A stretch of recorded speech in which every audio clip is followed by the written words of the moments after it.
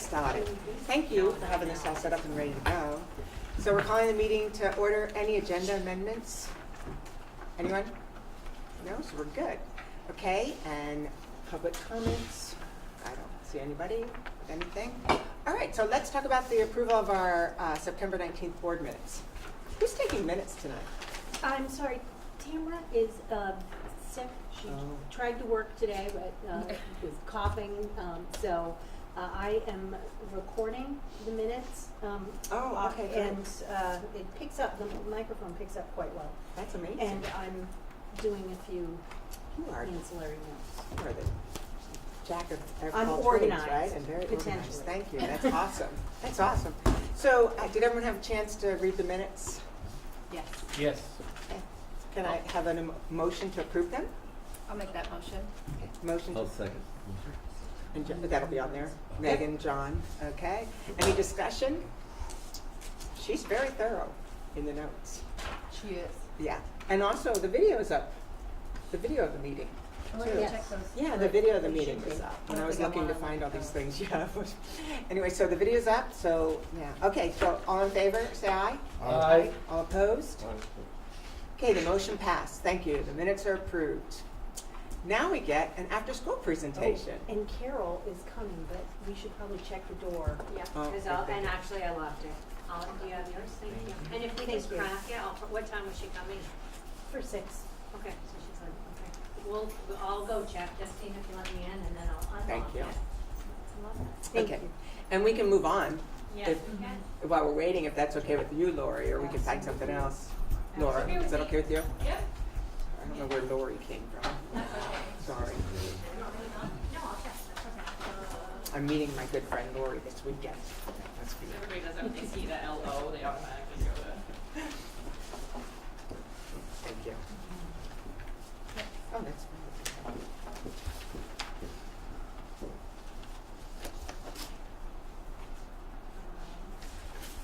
So, you have a financial report for the month of September for the current fiscal year in front of you, as well as draft one of the fiscal year 20 budget, and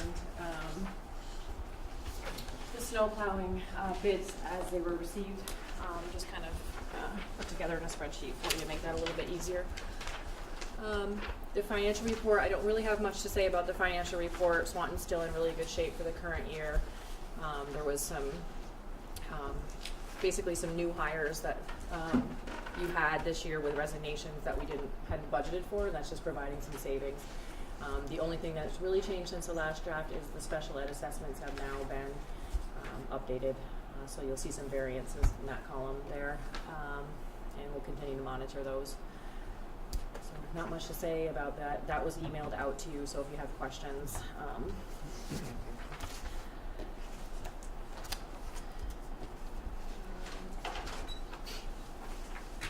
Did anything stand out for anybody that we should discuss, or? No.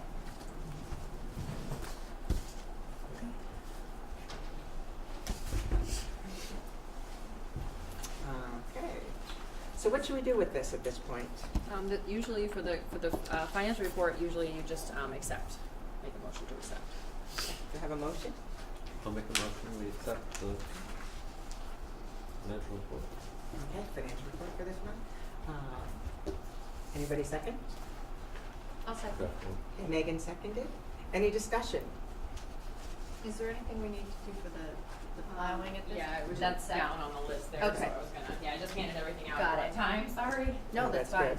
Okay. Budget. Thank you. We're approving the 28-19, right, at this point? Usually that's the one you Yeah, accept, that's yeah. that's what you meant, right, John? Yes. Yes, Okay, 2018 good, thanks, I draft just want to one. be clear. Yeah. Okay, any other discussion? Okay, all in favor of accepting, please say aye. Aye. All in favor, nay? Ayes passed. Thank you. Should we keep going through financials, or should we take a little sidebar here? I'm gonna just finish it. Why don't we Is finish that okay? financials and Okay. then Sure. Good, if you don't mind. Well, I mean, we're gonna finish the financials. And Okay. Just give you this. And so John and Toby have the check warrants for the month of September as well. All right. We'll make a Motion we approve the check warrant for September 2018 in the amount of $553,562.63. I will second that. Discussion? All in favor, please say aye. Aye. All opposed? Okay, the motion passes unanimously. Any other warrants or anything here, John? That's it, right? No, that's For it. warrants, that's it, yeah. That's it. Okay, and then you also have in front of you draft 1 of the fiscal year 20 proposed school budget for Swanton. This is a very preliminary draft at this point. It's extremely early. So basically what we do at this point is evaluate salary and benefits for the current staff. We are most definitely to be negotiating for the professional staff because the current master agreement ends this fiscal year. And so I've added a moderate increase in here, but obviously that's to be determined. I just wanted to have a placeholder. As far as support staff or union support staff, we know that the contract has been negotiated for them for fiscal year 20, and it's 50 cents on the base for those employees. So that has been included in this draft. All non-union employees, so that's your office staff, custodians, they are now about at 3% in this draft, but that's purely, again, a placeholder. It's just for discussion purposes for the board. I'd just like to include something. Other than that, contracted services, I've added 3%, again, placeholder at this point. Assessments, I've added 2.5% to those. The first drafts will be going to the Franklin Northwest meeting at the upcoming meeting. The one thing that's helping you, if you'll notice at the bottom line of this budget on your last page, the increase over last year is very small compared to your first drafts that you've seen in the prior years. One of the largest reasons for that is if you look also on that last page at pupil transportation, and if you remember last meeting I had shared with you that they're now having us net the revenue out prior to the assessment coming to the local level. We can't report it any differently, even though we knew that the revenue was coming to the SU. So that's providing $127,000 reduction in that line to the bottom line of your budget.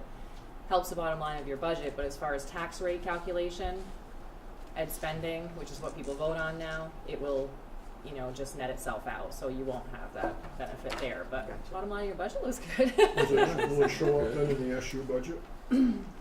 It always has. Well, not Yeah. always, but recently. Recent, yeah. Yes. Okay, so we're winners and losers in the account neutral. Yeah.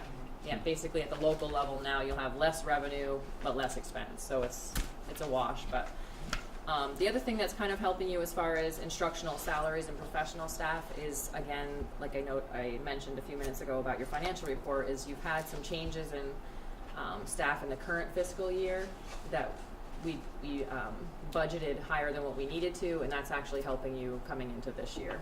So if you look at on the front page, your teachers' salaries under 110 for the budget, it's like 2.2 million, 2273. The anticipated is much lower than that because we hired people at a BA step 1, BA step 2, and then the proposed is actually just very slightly over what we budgeted last year. So I'm just curious if we were to talk in terms of how much is salary and how much is budget, is it still like 90-10 or 85-15, do you know? 86, 87 probably. Mm-hmm. But, so we're better than a lot that are, it's harder for some people, but it makes more work for you all with new teachers, I would imagine. Is there any reason we use a different percentage for non-union people than we did for, I guess if you looked at what you put in for professional staff? Professional staff. We don't need to we can talk about it in executive session, Yeah. but just looking Yeah. at the Yeah, percentages, Yeah. there was a Yeah. greater percentage. Okay. And 3%, it's just been historically what we start with. We throw it in there as a placeholder. 2%? 3 Three. for non-union typically, just as a placeholder purely. Is there a way that we can look at what the unionized staff gets. I don't mean teachers, but the para-educators. Can we look at that and see what 50 cents on the base would equal in a percentage of the people who are fairly new, the people who've been here a long time, and maybe somebody in the middle, so we can Oh, get. as far as a percentage? Right. Yep. Yeah. I would be interested at some point seeing that. Some of the highest paid, your veteran paras are about $17.50 right now an hour. And then you have the new people coming in at $11.20. Right. $11.20. And I'm sure it's been done here, but I know on my work on the MVU board, and I think it's been district-wide, we've really tried to get beginning people's salaries Yep. up so we're competitive to get initial hires. So I would, it's sometime, I like data, so I thought you would. Yeah, it's good, good point. And Laura, with the Act 46 recommendation coming through, is this totally going to change? Or is this? I don't think so. Okay. I mean, I don't know for sure, Right. but we, in talking with Julie, this would be your base. So all the local school budgets basically would be pulled together for the year one and dumped into one mega Okay. budget. Unless someone had some Unless. huge item that Right. wasn't gonna But work. basically, you still have to evaluate costs at a local level to some degree, especially in year one. Will year one, if this all figures out, be starting July 1/19? Yes, it would. Yeah. Which Yeah. is this. So this we have a lot to Yeah. talk about in our update around that because, Okay. but at this point, as Laura said, we would be starting in this way anyway. Absolutely. You know, in a merged district in future years, you sometimes budget differently because you're thinking across a system. But in a single, especially in startup, the only way to move forward, because you're building literally a new chart of accounts, you start off with all the local. So things like assessments, and things like that would change and be different. There's a lot of work in here. Thanks, you guys. So if we get this right, then the next step will be easier. Yeah, Hopefully. yeah. It looks like that. So I have a maybe a request or something for us to consider. I know the other schools in the area are at the 5th and 6th grade level are playing 9-person soccer, 9 versus 9 soccer, and that's played on a field with smaller goals. So I'm guessing that would be under the line 431 under plant operations, athletic department repair and maintenance. Would it be? It's equipment. It could. Yeah. Or 730 maybe. I don't know. Yeah. And I don't know what those soccer goals are, but I do think, I know Highgate has the smaller goals now, and with our, the number of participants, I just think that it's a consideration for us to get goals that are the right size for 9v9 soccer, which they're smaller, and I don't think they're overly cheap. I don't think they're overly expensive, but it could be maybe a couple $1,000s that I don't know if we've considered that. We should put it in and then Yeah. receive a lot of money Yeah. and go from there, but Yeah, if I you don't agree. put it in, it's hard. Yeah, I don't, maybe Josh could price those out and let you know. We're and- also starting a replacement process for uniforms, because we haven't done that in a while. So Right. we were hoping not to increase some lines, but stick with that, but if we need to. It's, I'm not saying that we should do it, although I think we probably should, but, because that's the trend at 5th and 6th grade level, and we have goals that are built for 11v11 soccer. Plus, Toby, I think you're making a really good point, because look at how equipment is going up. To level fund like last year, I think would be a mistake based on trends that we're seeing. Well, that's actually for, if you read the note under, for equipment, fiscal year 19 includes a safety grant match. So that's why that one is going up this year, but you are right in general. Oh, I was reading that it wasn't going up. I must be looking at the wrong thing. I'm probably looking at computer equipment or something on 730. I don't think it would be I a think lot you of were money, under plant but I think it maintenance. would I be thought that's what you were maybe Yeah, I think I'm recommending. in the Sorry. right place. $1,000 Okay. more. Sorry, I thought we were staying level. And I was thinking, The computer equipment, again, there's a note on the computer equipment line. this year, the Medicaid funds were, well, what we spend the Medicaid funds on, or use the reimbursement for was reallocated, and so it used to be for technology, and now that has moved out, so that's in the local level, and the Medicaid's being used for something else.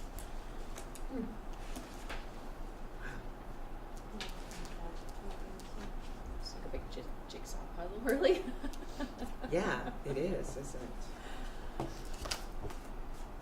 Especially when equipment, varies depending on If it's which one. instructional equipment, or maintenance equipment. Right. Yep. I'm sure there's other things like that too. It will be changing, because we're gonna all have to have different function and object codes. It's another big piece of work that the business office will have in the winter. And I think it said in the minutes last time that we realized we weren't gonna be meeting again until December or something, and we might have to have a meeting in between depending on Mhm. what's going on, so maybe we'll just keep that in mind as we keep going. Absolutely. Anything else on this that we wanna discuss? Toby, you look like you got something. Nope, No? mulling it over. Yeah, it's one of those molds. I would just encourage if anyone else has any kind of ideas or wish lists, now's the time, right? Right. That doesn't mean that we're gonna go to the final budget with it, but, or final, proposal with it, but it's better to see it on a proposal Right. and the effects of it, we can always take it out if. Do we know if we have any teachers retiring this year? I haven't been made aware of that yet. I don't think so, and they wouldn't let us know right yet. But is there, Yeah. is it in the contract, there is a date that people have to notify? I don't recall Or it it's off my back head, to the but budget yeah. is approved? December. I think there was a December, but I don't know if it's in the contract or not. It is, I think. It is in But there, I actually. I don't have that off the top of my Okay, head. so maybe it is before the. I think it's December first. It may not be significant, but I think it's just something to keep in mind. Again, that's one of the things that you had unexpected savings because you did budget for some veteran staff and then did choose to leave, so it is always helpful if we can know ahead of time. So here's another consideration for us all. This is potentially our last Swanton School budget, correct? Ever? Well, potentially, it wouldn't be a Swanton budget. This one that we're gonna vote on in March?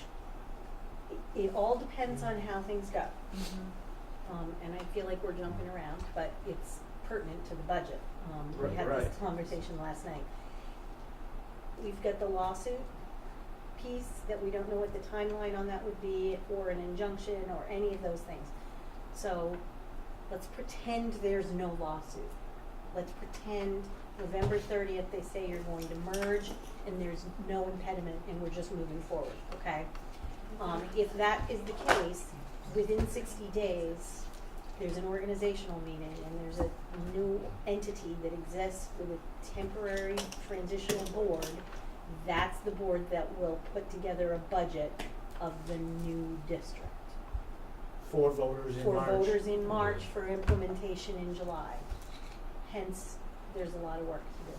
So, Yeah. so that board, will not be an elected board then? It will be made up of the board chair and the clerk of each board. So, and their job will be to prepare a budget and to prepare a slate of permanent elected board members for March. There's some guidance that we have that would say the budget would go in March, and there's some guidance that says we would only be voting on board members who would then adopt the budget the transition board prepared, and then go out to vote maybe early May. So, if we get there, there's a lot of consideration to do. But if indeed you have to merge, this would not be a Swanton budget. So it's important to put the input in that you think Right. is appropriate. Yeah. Right. Not like, That's let's, recarpet the entire building. But, what is it? Maybe it's a time for What's air conditioning. responsible? Right. If you your idea of not Thinking a that way for wish sure. list, but what are some they don't priorities that lose. we've been talking about for a few years? They Your sell first it. draft I is was a gonna very say, low yeah. expenditure increase. So if you have a couple of things that you think that the board wants to discuss in the future, that's really appropriate. So at this point, if we do have some wish lists, say that one again. lists. If we do have some wishes, Mm-hmm. do we, meeting law and all that kind of stuff, can we just send them to Dina and Laura, or how do we work that? Or you and Laura and Dina? I What's think, appropriate? I think it would be best if you send them to Dina, and then, because Dina and Laura will sit together and then run numbers and talk about, well, we've heard about this, but boy, this other thing seems to be more important, or, I think that's a really smart thing So to do. Josh's plans for the coming year are in this budget? No, Jason? not necessarily, we Jason.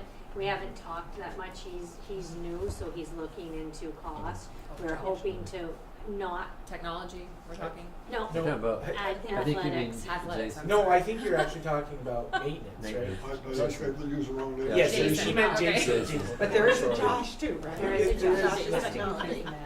So, the money right in here, I believe, we had increased his maintenance line, At correct? level funded everything, salary Everything's there, and benefits, then the yeah. additional 25,000.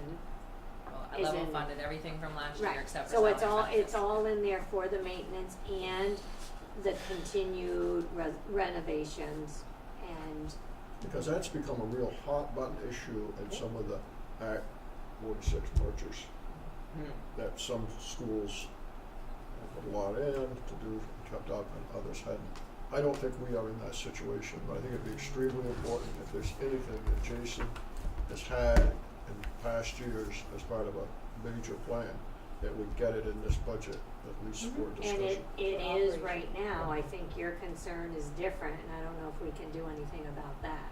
I think our plan right now is to move forward, we are trying to be fiscally responsible and not put the whole thing in, but we have a 5-year plan. The asbestos work, that we've been chipping away at that, and then talking about going through this building little by little to do that. So that's in there right now, but it's at a modest amount, I believe.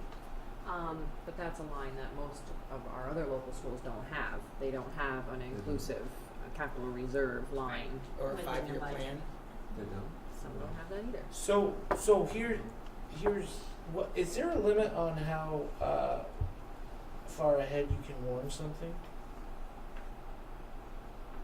There's definitely for bonding. And there is for votes. to That's what, public, what's the earliest that something could be warned for town meeting day? Oh, I would wanna double check, but I think it's one of those, no more than 90 days, no fewer than 30. So 90 days before town meeting day is No, January. I think I that's think too it's- far. I think that might be, I think Might it's be It's, 60 60 it's days. between 30 and something. Yeah, I can look it up. Anyway, Yeah, but you're Look right, at and it. Bonding has there's a different window. rules. there is a window. You Because can't do it too what do early. you Because think? I'm bringing this up because of specifically one big ticket item going on here at Swanton is potentially the playground. And if we wanted to do a separate article on that, if they're short on the fundraising, I don't know how receptive a new board would be to putting any extra thing, any item on a newly merged budget. So if we can have 90 days, Or 30 or 60, well, whatever it is. but it could be one thing that the Swanton board does before the Swanton board doesn't exist. I think that you would be, and I would need to get advice on it. So this is for what it's worth,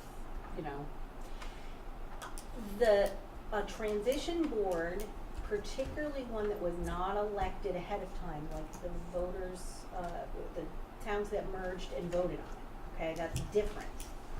But even in those transition boards, the scope of what they could do was limited to certain things. The Swanton School Board will exist until June 30, okay, and I'm, again, talking about if it happens thing. Right. Putting an article for warning around a playground, I believe you would still have the authority to do, because it's separate from the school budget. Oh, Gotcha. So I think you would still have the authority to do that. Good for So you. should we get in that position, I think you're gonna be fine. So you can But check I'll that out. def- You've I done will definitely okay. check Really that good, out. good thought. And can I just, we had talked with Julie and Laura too about checking in some agreements and some protections Yeah. for the playground funds, in case that's split over a 2 summer project or what have you with the merger. And, Oh, yeah. Julie had said she was going to look into that too, to There's absolutely no earmark or reason. protect or whatever. Absolutely, there are a lot of fears around budgets that Yeah. become merged. And just like, your student accounts, student activity accounts at the high school don't get merged with your elementary. The accounts and funds still remain separate. Line items still are assigned to individual schools. There are some things that are merged and some things that are by school, and all of that is too much and too preliminary. But we can, because people are donating, and we don't want there to be fear around that, and certainly we don't want to slow down the donation. No. We want to make sure that there's clarity and protection, that there's some sort of agreement, because any agreements would roll over to the new organization. So if there was an agreement making it really clear that these funds are for a particular purpose and will remain for that purpose, we would be completely protected around that fund. Thank you for clarifying that for You are everybody. welcome. I think, Toby, the playground was one of our big concerns, and like, this is budget, but it's the bigger conversation for later. We have a pretty comprehensive 5-year plan, That's awesome. and we've really, I believe, gained a lot of momentum with the work that was done this summer, so it's just throwing out there, my question is, what happens with that plan? So, I think that's why I originally asked, because from my perspective, I think it'd be important for us to look at the 5-year plan, see what's been done and how much remains. right, And it's possible that in the plan, we have a year 3 or 4 or 5. Well, I think we need to look at those and say, how many of those should really be expedited in the discussion? Maybe not in the final budget. okay. I'm just saying, because you don't wanna lose that opportunity. I agree, and I guess the part I don't understand, it feels, my understanding that we might be a little bit late with it, we can have the conversation and we can say, let's get it done now, but this is not gonna be our budget, from what Julie just said, if we move forward. True. I totally agree, Dawn, about having that It conversation. would be a bigger hour budget, and I think if Right. it's in there, then the discussion is Yeah. easier and different than if you're First trying thing to is to have. get, the Right. first thing is to get Right, it it's in In great there. there, that it's in totally, there. and I totally agree And so with if it that. means Okay. putting 2 years in there rather than 1, I if see we're what on you're a saying, plan, okay. but I say we need to look I at it. agree. Yeah. And so you're kind of, I think, planning ahead, so we plan for Right. it, but if we need to pull back, okay, I think that might be a, So, town so, meeting is so no the more- other interesting thing is what we have to remember is voters are not going to be seeing. They're not going to be voting on this. They're going to be voting on something that's going to be what in the realm large. Just one of big 16 budget. million Right. instead of 8. Well, I know that Of Maple what? Runs was 52 million. Right, all right, so, And it went, so the high people have school- been voting on their 10 That's not a million big or number. 20 Remember, the high school is million. gonna be merged into all these. budgets. right. It's, So, so the article for that they're county, going it's to not voters like are going to be 30 seeing million. is not going to be Nor 8 more million. than It's going to 40. be Right. Oh, so it's crazy. 25, 30 million. so it's, yeah, I was just saying, that's that's why a I lot of believe this stuff education is for our always voters. weird. Yeah, That's for that's town what I'm meeting afraid of. warning. That's, There may be a There's so special, much but it's to a this. town meeting. so I think that's good. I think if you're okay with it, that perhaps, Toby and Jason and I will look at that. I think he gave a good That's a report great last idea. time about what has been done. Right. We got so much done with the support of the board on the moving forward with the budget, some of our carryover. I mean, we did a lot. Our focus obviously is hoping that it will be the playground work, but Jason's determined to continue that other piece this summer. So we'll do that, and we'll get those numbers and priorities and bring them back to the board. Because once we merge, if we merge, then the school is not, it's no longer owned by Swanton, it's owned by the SU, is that correct? Is that Or right? the new district. So New it's- district. There it's wouldn't, not there just wouldn't be an Swanton. SU. I don't know about Well, owned so much as operated. Operating.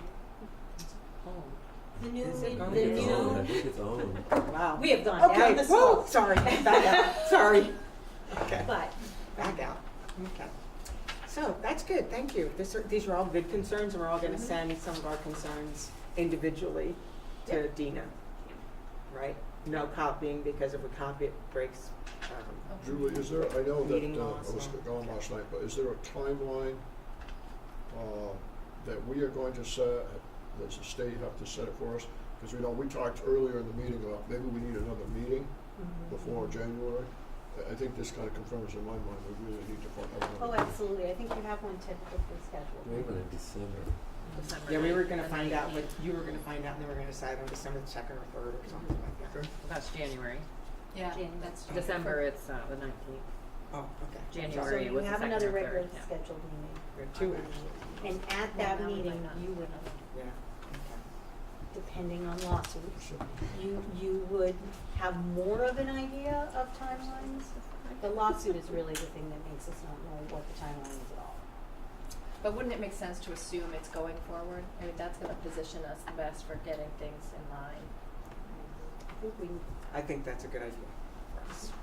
So, okay, so let's, at the end, we'll recap. Yeah. At the end of the Yes. meeting, we'll recap our dates and what we've set up for going forward. Good. So for now, to recap this section, any things that we have ideas when we look through the budget and when we think about, the next year or two, we make sure we send information to Dina and don't copy each other so that we don't violate anything. right.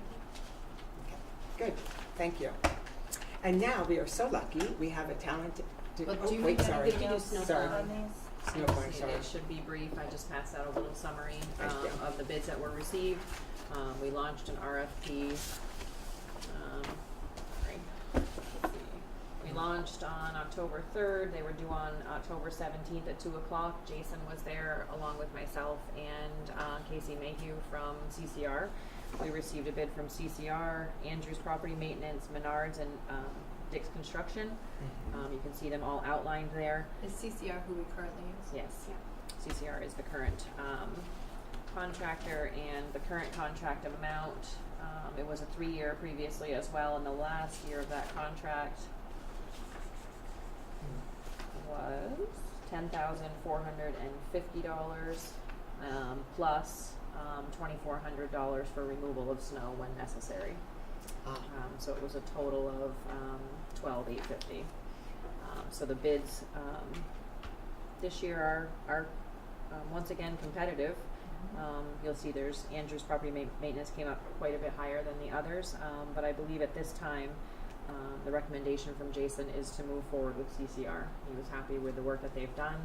There have been a few small issues along the way, but they've been rectified. Are they local? They had a shop in Swanton. They have recently, they're not selling equipment anymore, but they are operating their plowing business out of that location. Their main location is in Essex. Oh, that's good. So even with the cost savings with Menards, you've also stick with CCR? Well, Menards isn't actually, the removal would be automatically billed, so they'd be at 10/7, and we're Oh, thinking that got it. he's erring on the fact that there hasn't been a lot of removal costs previously, so even if it comes out sort of close, he thinks that CCR has done a nice job in the past, and he would go with the company that he Got is it. more comfortable with. I just have one question. The removal though was 2,400, meaning there were 24 hours of removal.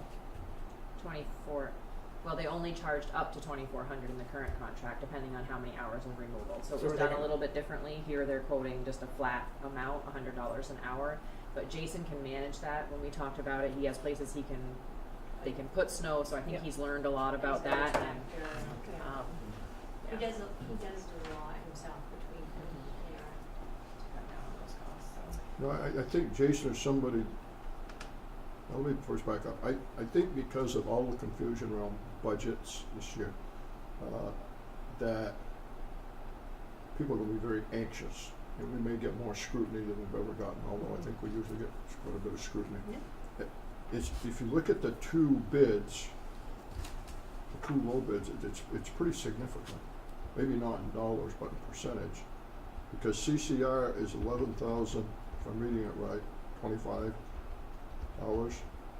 plus $100 an hour, and you said that was a maximum of 2,400? That was So this year. currently in this year, they put a Yeah. cap of 20, it was bid differently for the Okay, three-year so it contract, was. and that's So- for the third year, this is a 3-year bid as well. So that could be, if it's that could be over $15,000 very easily if you had 30 hours. It could, but again, Jason feels pretty confident that it won't be in that kind of, excess, I don't know. I'm It's just thinking of being at a public meeting, knowing that I think some of these people are Swanton residents, families that are very involved in the community.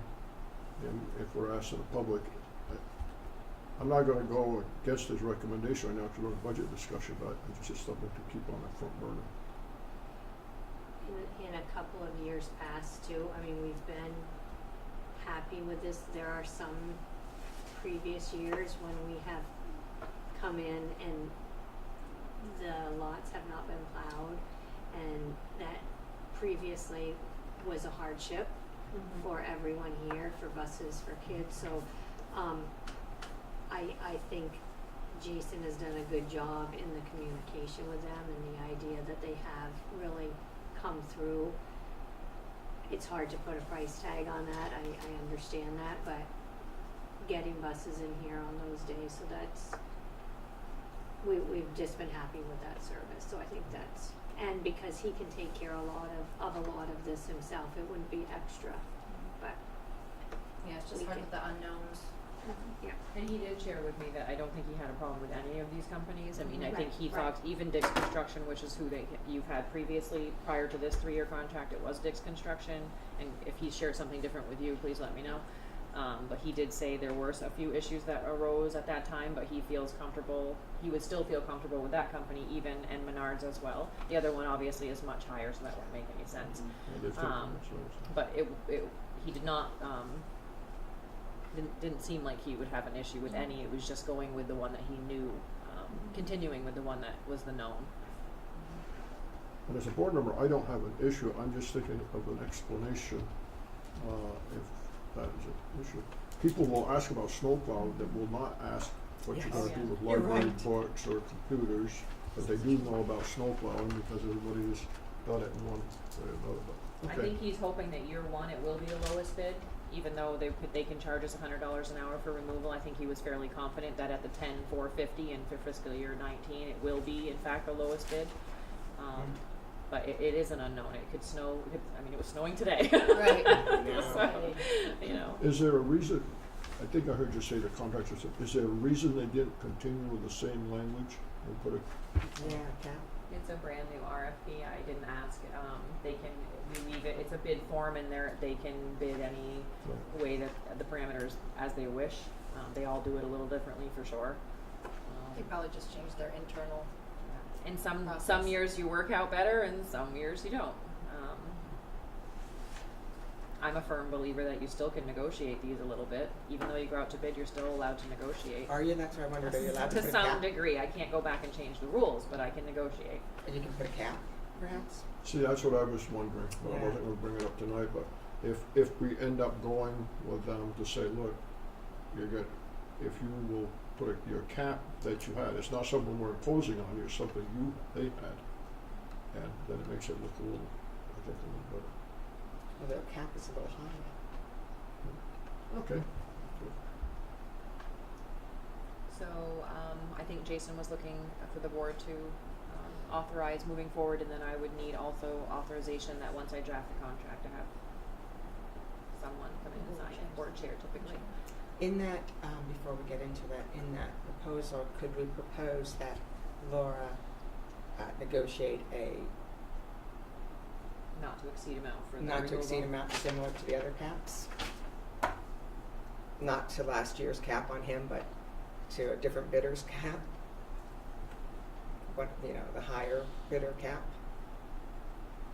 It would make it more competitive. I get what you're saying. Huh? Yes. Instead of 2,400, have it be We 1,400. don't know what we did this year. Like the cap was 2,400 this past season, right? Snow season. I We don't know if apologize, I we- didn't pull out what we ended Yeah, up we don't paying. know if we met that cap. Oh. But I'll Jason let- said the removal was minimal. Oh, I'm sorry, I thought we met the cap. Oh, okay. No, we didn't. Oh, okay, that makes sense then, okay. And Dina said that there's plenty of spots here that we're not really Now, worried about. are we bidding for 3 years, or are we bidding just for, Yeah. I mean, Three. are we? We went out to bid for 3 years. Three, Yeah. okay. I believe that even if we do merge, the contract would still stay in place. Absolutely. I'd be interested in moving it all together, because if you're big enough, you could do MVU and Swanton. I did sort of do that this time. Sheldon was going out to bid along with our office, and I did talk with Paul, so I did encourage people to vote on, to bid on all of them, hoping. But it seems people like to stay in their area or in areas where they already have business. Where they know they can do a good job, probably, too. Well, what do we think? Yeah, I'm gonna make a motion, just to, even if it's defeated, we can move it on. I'm gonna move that we ask Laura and Jason, to meet with CCR and be empowered to, accept their bid if they will agree to removal at $1,400 Max. max. So $100 an hour like they've quoted, but with a cap of 1,400. And I'm using the 1,400 because another bidder says they can do it for 1,400.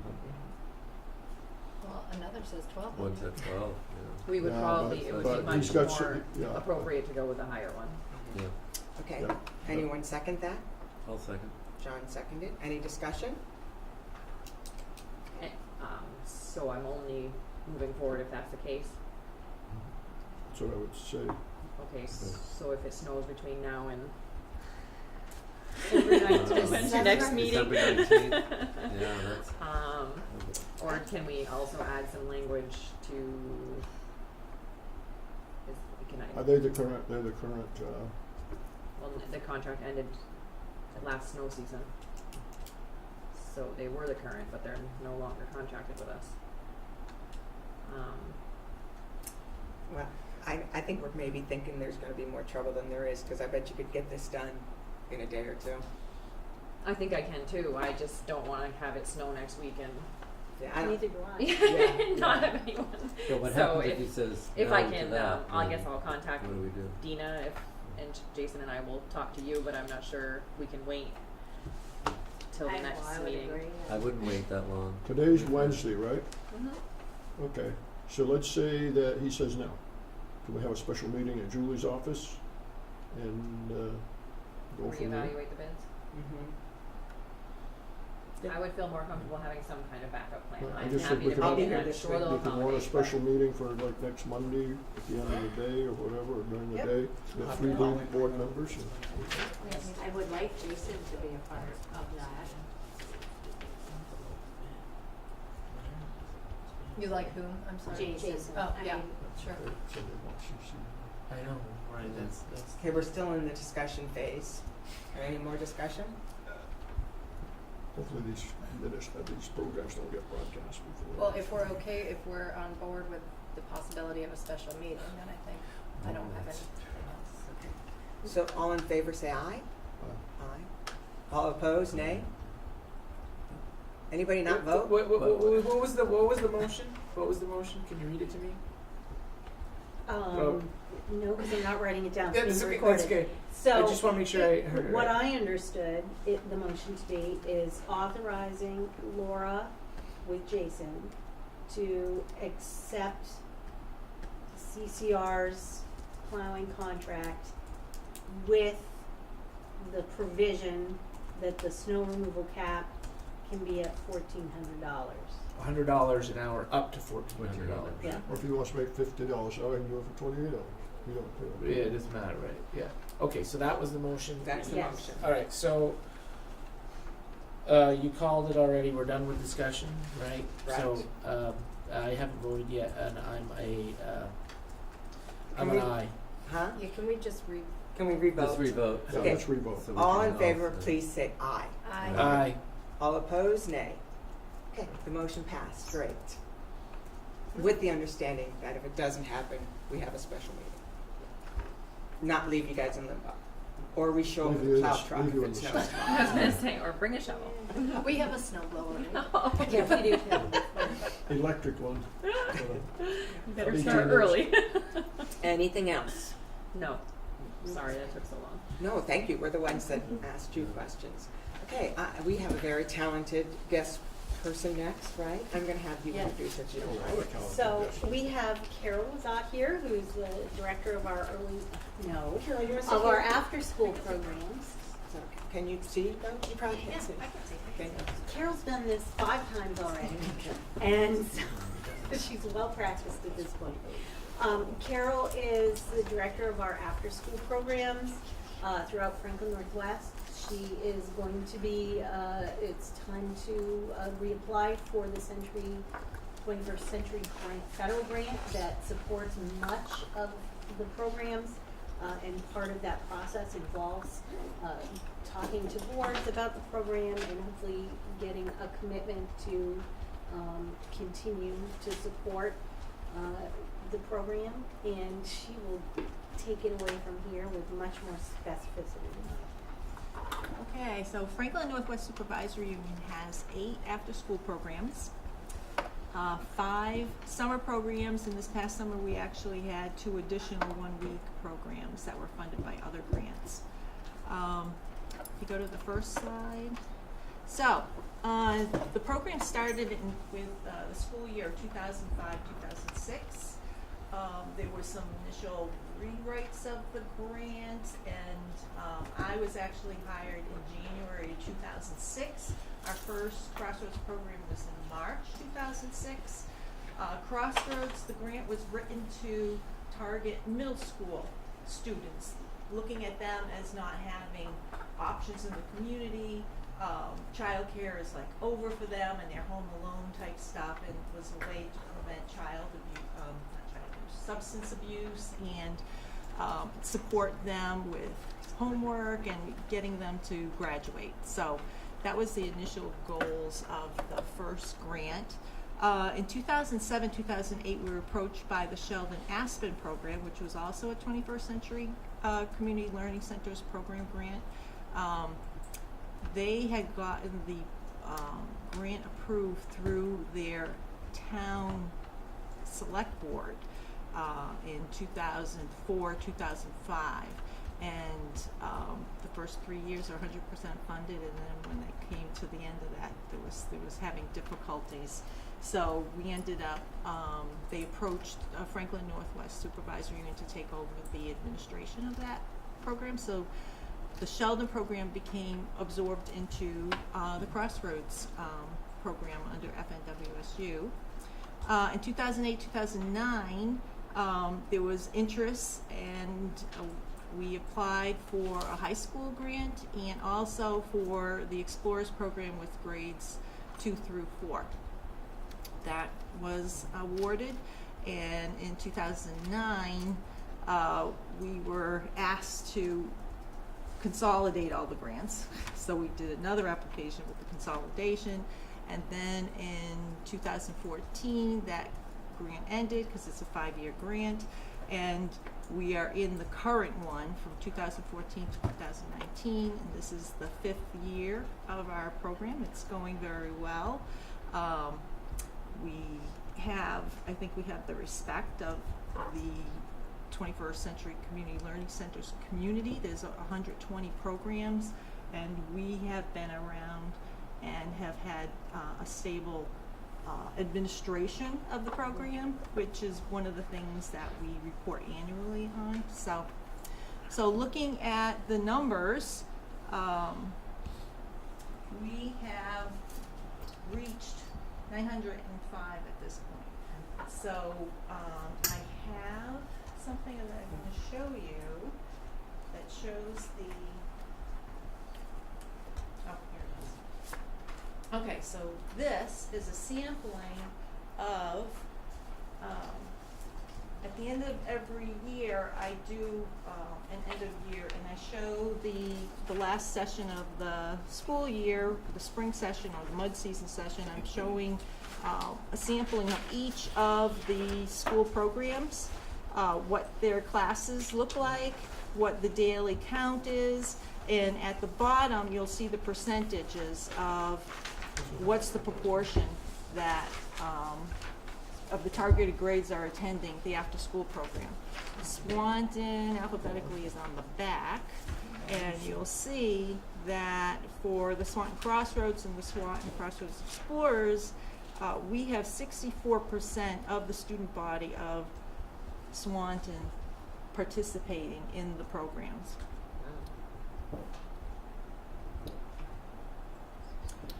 And of that, 96 students are, well, let's see, I'll give you the number. So the number of attendees, school population. So the number of students registered was 219. Of that 219, almost half are regular attendees. So regular attendee is a student that attends 30 days or 60 hours or more in the after-school program, and the research has shown that those are the students that we have the greatest impact on, that you can expect to see changes in behavior or improvement with your regular attendees. So that is what we report on. If you go to the next slide. So anyway, 905 participated in the whole SU, and 57% of the SU are participating in the after-school programs or summer programs. So looking at the budget here, the program is an $800,000 program. Half of that, more than half of that, is being paid for by a 21st Century Community Learning Centers program grant. If you look down at 5 o'clock there at the light purple, the 88,000, that is the Vermont Agency of Education's child nutrition programs. Okay, that's part of our program expense, but that's paid for by the child nutrition programs. We're getting a match, a 21C match to that 88,000.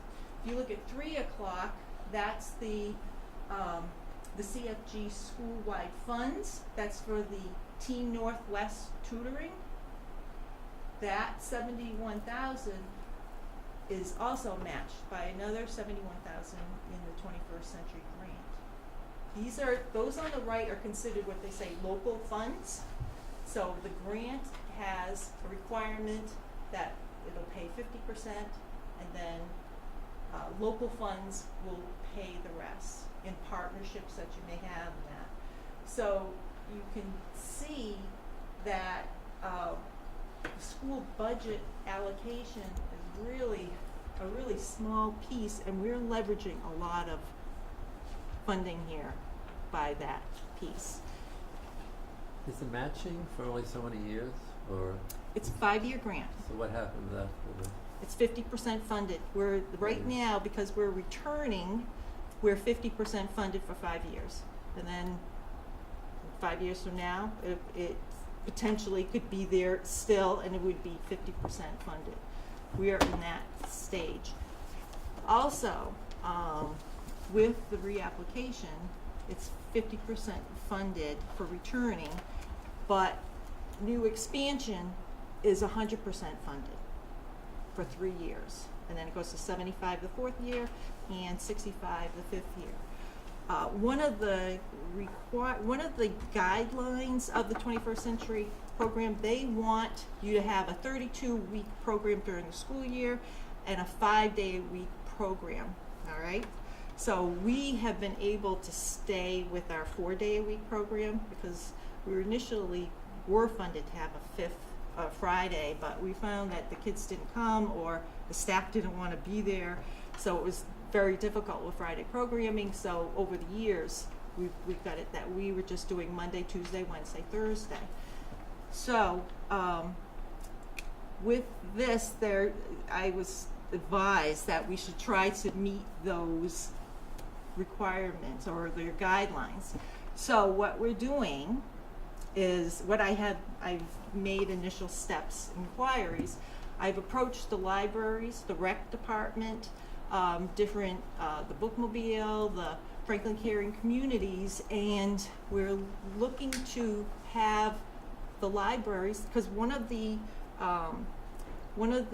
allowable uses of funds of this grant is to expand library hours.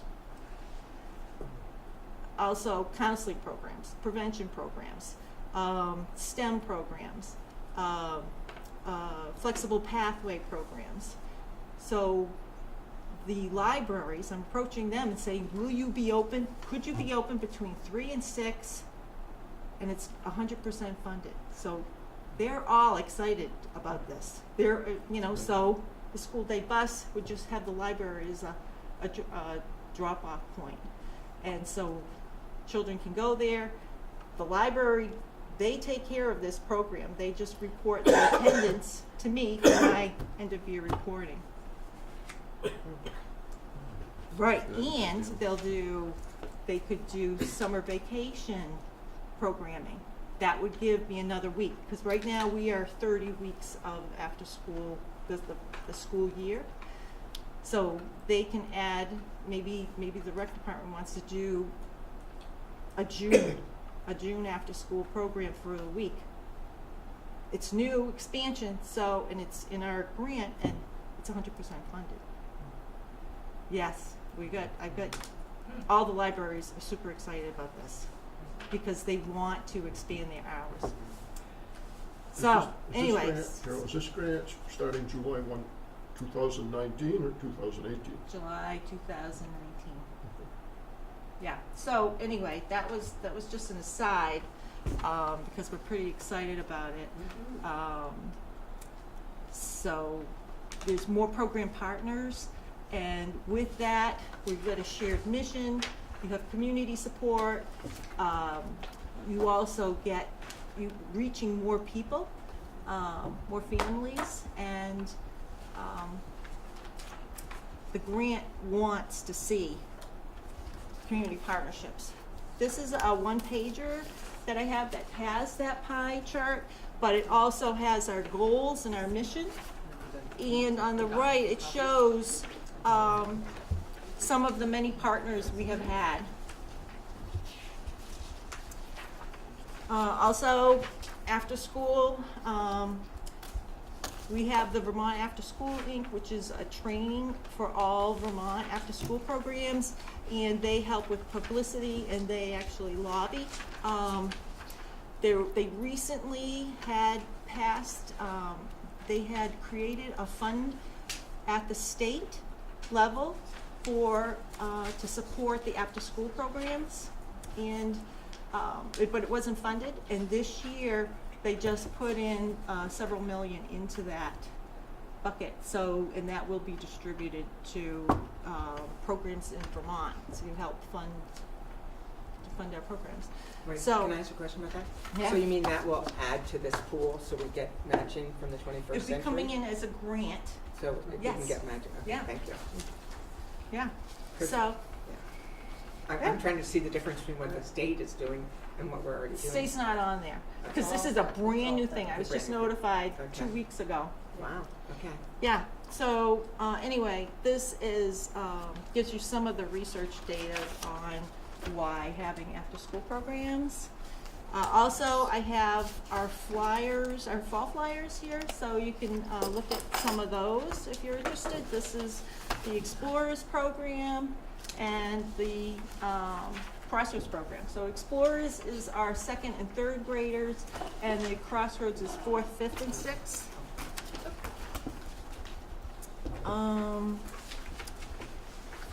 So, next slide.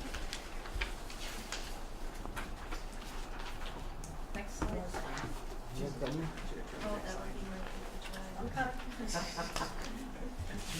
There we go. Okay, so annually we report on linkages to the school day, high-quality staff, regular attendees, flexible structures and student choice, community partnerships, safe and appropriate environment, high-interest programming, instructional leadership, school leadership support, program leadership. These are things that through research, they have come that these are the elements for a high-quality program. And we report to the Agency of Education's 21st Century Office, and we have federal data that we input to the online system for our 21st century programs. Okay, so, Do this. yeah, I guess we could do the, I created a video, sort of slideshow, but it's for our 10th anniversary, because this is year 13 for the Crossroads program. So for our 10th anniversary, I created a sort of a slideshow video to go through the years. I'll tell you, going through these, it's like looking at all these baby pictures of these kids, because you see them growing through the years, like the Wonder Bread commercial from years ago. Oh, there is sound. I can hear it a little bit. Yep, I will increase it, unlike at MDU last night when it startled the heck out of us. See how it goes. You ready for me to hit it? Mm-hmm.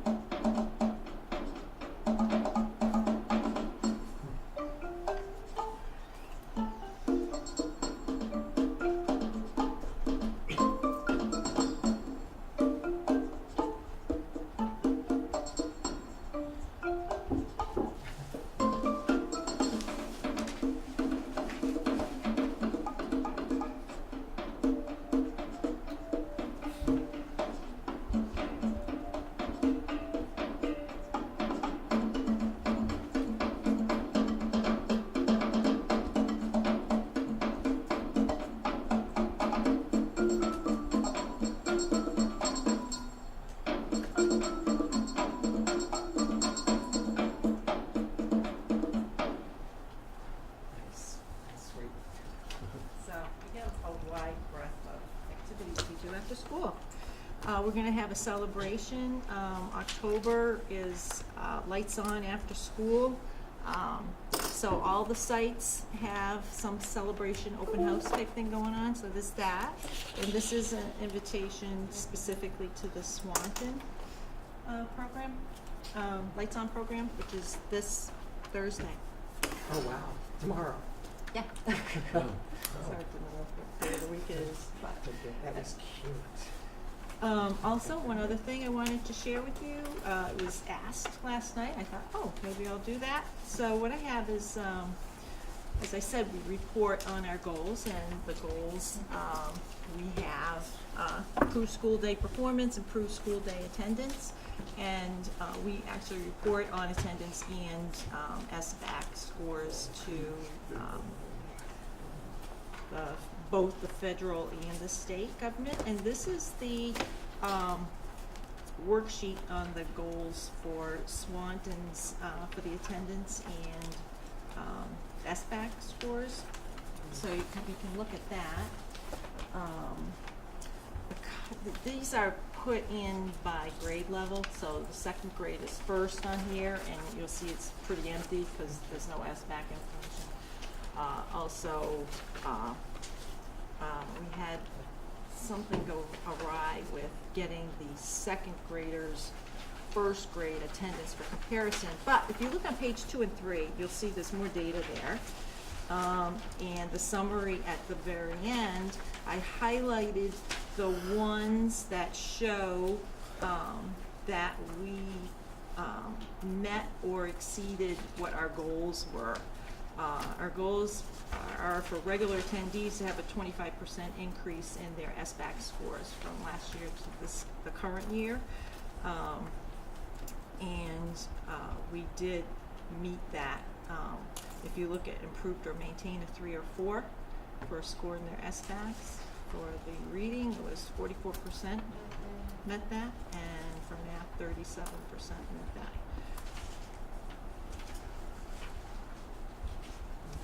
So you can see that there is some. So we've been asking boards if they were, if they would make a motion to continue to support and have after-school programs in Swanton. Is there a dollar amount attached to that? No, there is not. It's really about the support for the programming. We do support it financially, right? We do. In the budget draft I gave you on page 1, Dawn, you'll see about halfway down, 310, it's 36,000, that's the local share right now. I say that because when I was on the board before, that's when the first time we put something in, maybe 8 or 10 years ago. We have not been asking boards to commit in particular. It's really about the grant process to ensure that, you know, if people were to say, well, we don't value it at all, then she wouldn't go through the process. I asked you just because if there was a number we need to put in it, we could put it in motion, but if not, then I move that we support the program. I second that. Megan seconded. Any discussion? All in favor say aye. Aye. Aye. All opposed, nay. Motion carried unanimously. That's great. So Carol, this is, the student name obviously has been left off. Yeah. But it tells you if they've improved, what they got in reading in 2017, what they got in 2018 on both of those, and whether it improved or stayed the same, huh? Yes. And what's the absences mean? We track the absences from last year to this year. You mean absences from your program or absences From the school day. The school day, because the idea is to improve school day attendance. And so this is, wow, okay, interesting. Thank you for doing that. That's going to be some interesting stuff. So we passed unanimously. Thank you. Thank you, It's Carol. great. All right. Thank you very much. Very nicely done. Well, thank you for your time. Lots of good stuff here. Thank you. Great, thank you.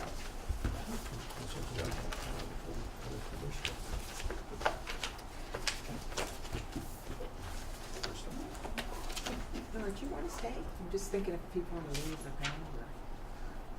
If there's nothing for me, I will leave. It's up to So you. I'm wondering, I mean, Yep, that makes sense. so you don't have to stay. I was just thinking if anybody, if you want to go home. Thank you. Thank you. And did you want to go home too? Were you guys good? Kosha has a presentation she's gonna do after, Oh. not a full Just an presentation, update. just Oh, an the update. curriculum update, okay, sorry. You can't We make put it that. under new business. Okay, thank you. I promised Oh, not to talk do to you you. want, Thank you very much, Carol. If you Thank want, Laura. we What's could- that? Do you want to go now? well, it's You up don't to you mind? guys, I don't mind, I just think our guests could come and go. Yes, Yeah. I feel Yeah. bad that We're good she's with that. waiting That's good for with the you. sun. Yeah, it's, yeah. Fine with me. If that's what our I know she's new business, but Going home. All right. so going home's overrated, right? Yeah. Yeah. So Dina had asked me to come and just talk to you about, well, first she said they want to meet you, and I think I've met all of you before. So a couple weeks ago, I did do a presentation, a formal one, so I didn't feel I needed to do another formal presentation, and for people who weren't there, I shared the slideshow with Dina and she sent it on. So if there's any questions about what you saw, you're welcome to ask any questions. But what I just wanted to do was let you know what's going on as far as curriculum, instruction, professional development, assessment, what's happening in the SU right now. So what I put first is our monthly meeting. So this is what's happening on a regular basis. Once a month, the social studies committee gets together and we're really working on aligning our Franklin Northwest social studies units to the C3 framework, which Vermont has adopted. And that's really talking about getting students college, career, and civic readiness. And yesterday and today I was with our whole curriculum team at the C3 in Action training by Kathy Swan, who's one of the authors of the C3 framework. And she's really talking about using the inquiry design model and adapting that within your instructional framework. So it's all very exciting work. Our team is kindergarten through grade 12, which is really exciting. So we can see, where do we start? How do we have kids in kindergarten doing inquiry? And then what happens as they go up the grades? We have a fabulous team, and I'm really excited to be working with them. We are going to be thinking about how do we roll this out to teachers to make it something that's manageable and not overwhelming. We got some great examples and great resources from the presenters, so we'll be talking about how do we roll this out to teachers after our curriculum is ready. The math and literacy coaches have been working together for many years. We started under Dina many, many years ago, and they are currently working on. Dina and I go back a long way. We've been working together for 15 years, so it's been great. So currently what they're working on is taking our units of study in math and literacy and creating what we call item banks. So these are questions that teachers could use for their unit assessments. So we are not giving the actual assessment to teachers. We are saying here are some different kinds of questions, and then each team would decide based on their instruction which of those questions would fit with the unit. So that's what the goal is for this year, to finish the math and literacy unit assessments. We also have a fabulous team of coaches. Every building has coaches in their building. The elementary schools all have a math coach and a literacy coach, and then at the high school they have an instructional coach and literacy coach. And what we are doing is, we started this last year where the coaches meet once a month with me, and we are doing a book study, because the goal is to get better at coaching.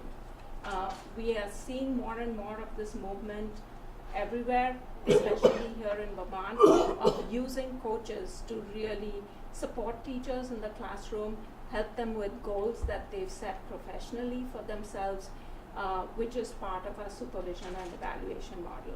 So every teacher creates a professional goal, and then how can coaches really work with them to help them get to where they want to go. That's great. Yeah. It's really great work.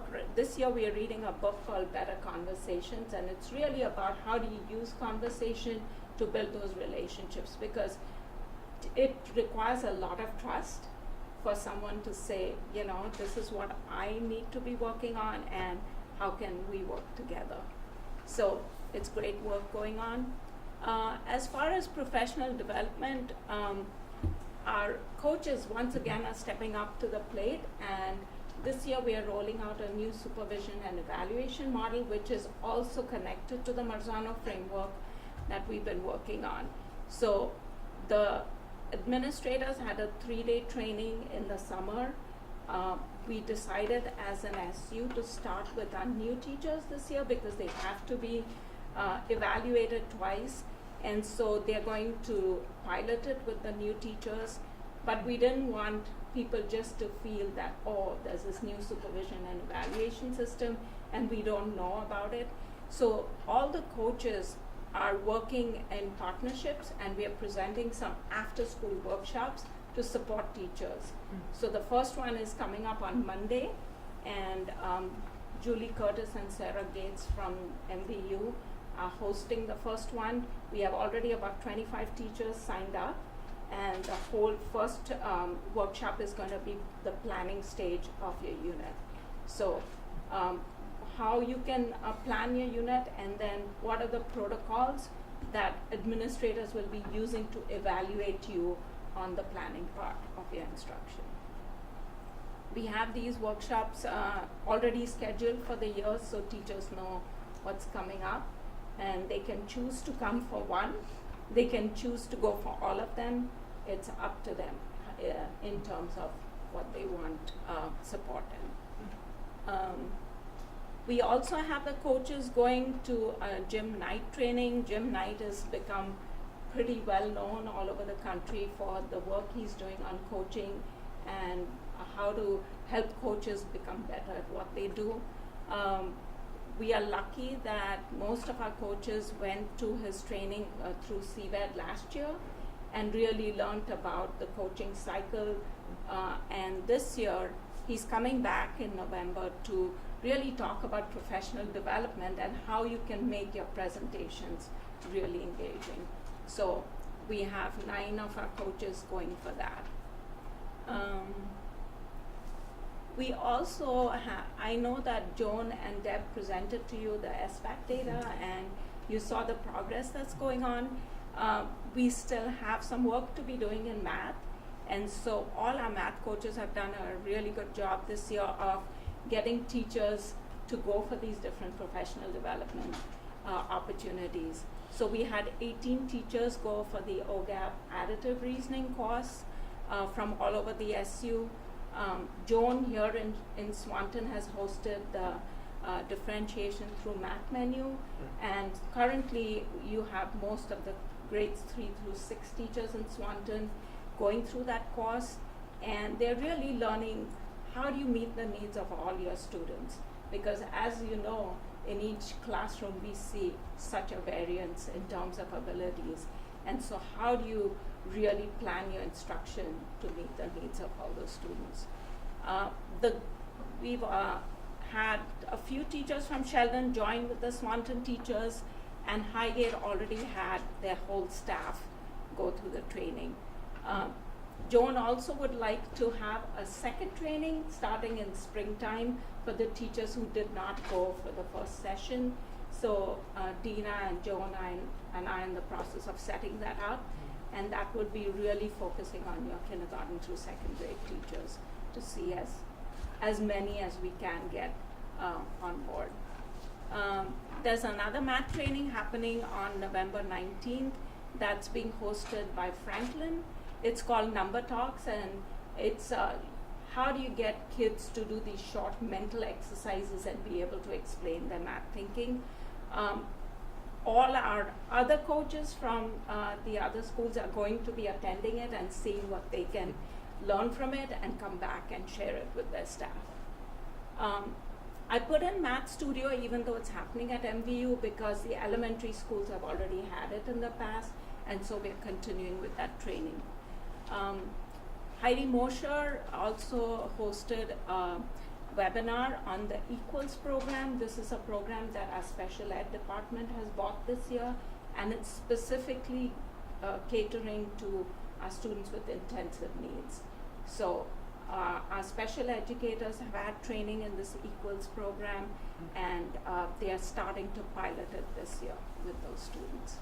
So there's a lot of math training going on.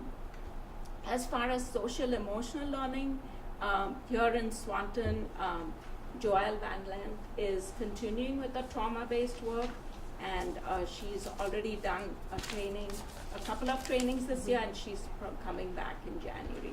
So that work is continuing.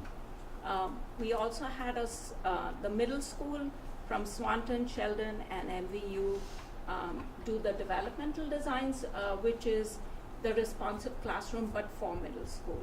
So they've had that training in June, and we are hoping to have the second tier of training this year. The other things is, as I was talking to Dina about, is 10 years ago, when she was our curriculum director, we had bought the Founders and Pinnell benchmark assessment kits and have been using them for 10 years now.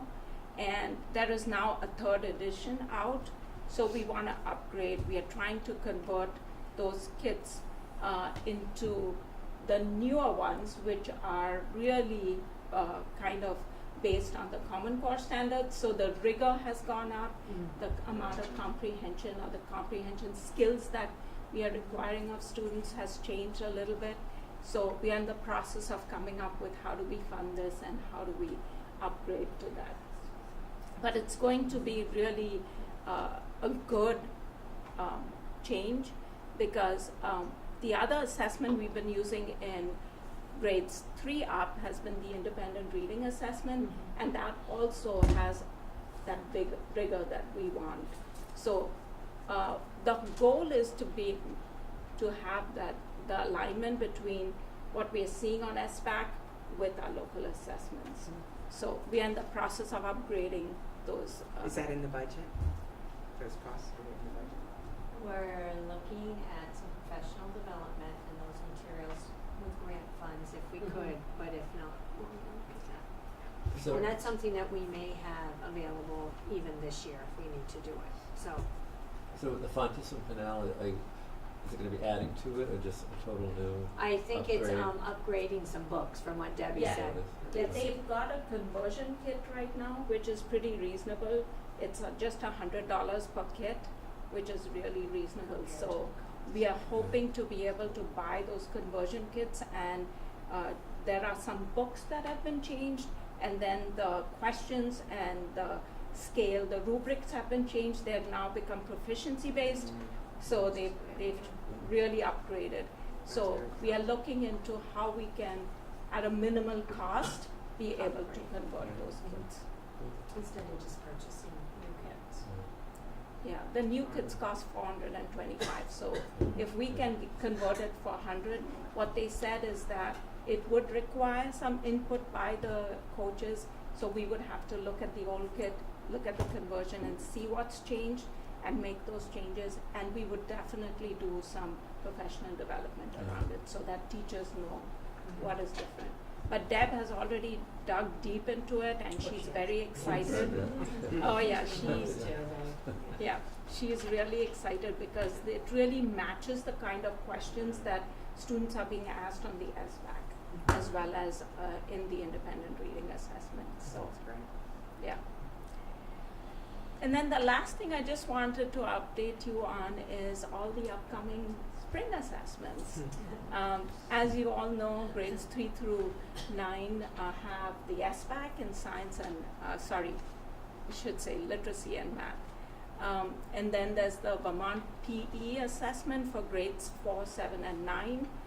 We have 2 teacher leaders that have volunteered who will be going for the training at the state level, and then they'll be coming back and training the rest of our PE teachers on how to do the assessment. It's like the presidential fitness exam. And then we have the science assessment, which is in grades 5, 8, and 11, and that's also happening in spring. And the state has also decided to add a new assessment, which is called VT Climb. It's a climate survey, which is going to be assessing engagement, safety, and environment. And that's going to be in grades 5, 6, 7, and 10.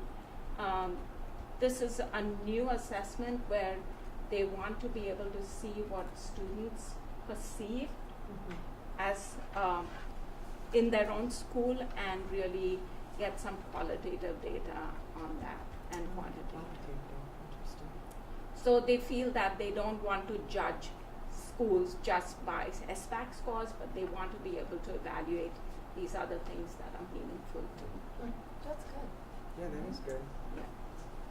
And we are scheduled for the NAEP test in February for grade 4. That's Which test? NAEP. Yeah, that happens every 2 Every- years. yeah. It's a national assessment, and we don't get individual student data on it. It's for assessing your state and how your state is doing itself. So Are that's these all the given like within It's a very, all it's, Oh, yeah. months kind of? It's- We yeah. don't- oh. so they're going to be very busy in spring. spring is Yeah. spring is really hard. Yeah, wow.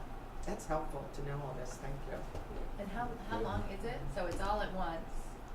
In a couple of weeks? They have like some windows which are starting in March, and then some are May and June. Right. So the principals all look at will work with the coaches and really look at how do we make it manageable for teachers, because we don't want to totally stop instruction just to do testing, and also make sure that students don't get burnt out. Yeah, I'm thinking on the them. kids, especially third graders. Right, and with the way we structure most of it, and keep in mind, we have also our local assessments, our FMP testing, so we have our schedule already. So SBAC, last year we tried to do it in a 2-week time period, so every morning over here is test mode. The Babcock school continues on as they are, but over here for those 2 weeks, SBAC every morning. We wait, the PE assessment is kind of given throughout the month of May during PE time, which is sometimes canceled because of SBAC, so finding those blocks to test is good and interesting. We try to give the science to our grade 5 students after SBAC. Last year we did SBAC for 2 weeks, and then the next week we took 2 days for science. So, and we have to figure out how we're gonna fit the climate survey in. But it's interesting, and then, you know, FMP and end of the year things. So when Kosha talks about not stopping instruction, it's really hard. And I mean, our teachers, the kids are practicing all through the year with the SBAC block assessment, so they're getting used to the tool, the kind of questions teachers are teaching with that level of rigor. But it's just when you're testing, it's hard. And kids work really hard in the morning, so sometimes they're tired in the Yeah. afternoon. But we try to balance that as best we can. I just need to compliment Kosha. When we were knowing that we were having a transition in this position, knowing that she was coming in this leadership position made us feel really good as a school. Her leadership, her direction, her vision, her knowledge, and her relationships with her, especially her coaches and things. I mean, it's wonderful having you here. And I mean, when I listen to that, it's like, that's just not on paper. We are actually doing all those things, but they're all integrated. I don't believe, our teachers are really busy, but I don't believe that they feel like it's one more thing on the plate. Everything we're doing is helping us to get better at what we're already doing. So as a colleague, we really appreciate that collaboration. So we're happy to have you. And I'm really, really excited to be able to support teachers in what they're doing. And like even when I meet them in my monthly meetings, you see, like the people who signed up for the science committee, they're really excited about science, and the social studies, they're really excited about it. So it's wonderful to see that kind of enthusiasm. And I think our teachers do an amazing job. I've had relationships with a lot of them, but I'm also getting to know some new ones, and it just amazes me how much they're just their dedication and the kind of commitment they have to their students. And I also want to take the opportunity to thank all of you because all our school boards are so supportive, and I don't think that the work can go forward without your support. So we appreciate it. Don has a question. I would just like to go back to our earlier discussion. We were talking about, I guess you'd say, updating these assessment kits. I think it's really important that when we look at that we don't let money get in the way of doing it right. I think I heard you said, well, they can take the old, you take the new, and you can look. Okay, if that's the way that you as a professional think we can do it. But we spend hundreds of thousands of dollars in just solace tonight on stuff. And to me, this is one of the most critical things that we do. And so if in the discussions you need a few $1,000s more, then I think it's our responsibility with Julie, Gina, to find the money. I wouldn't want you sitting there thinking, ooh, if we had $3,000 more, we could do this, or we have $5,000 and not want to do it. I would expect you as a board member to come to the administration and say, we really need to do this right, it's going to cost money.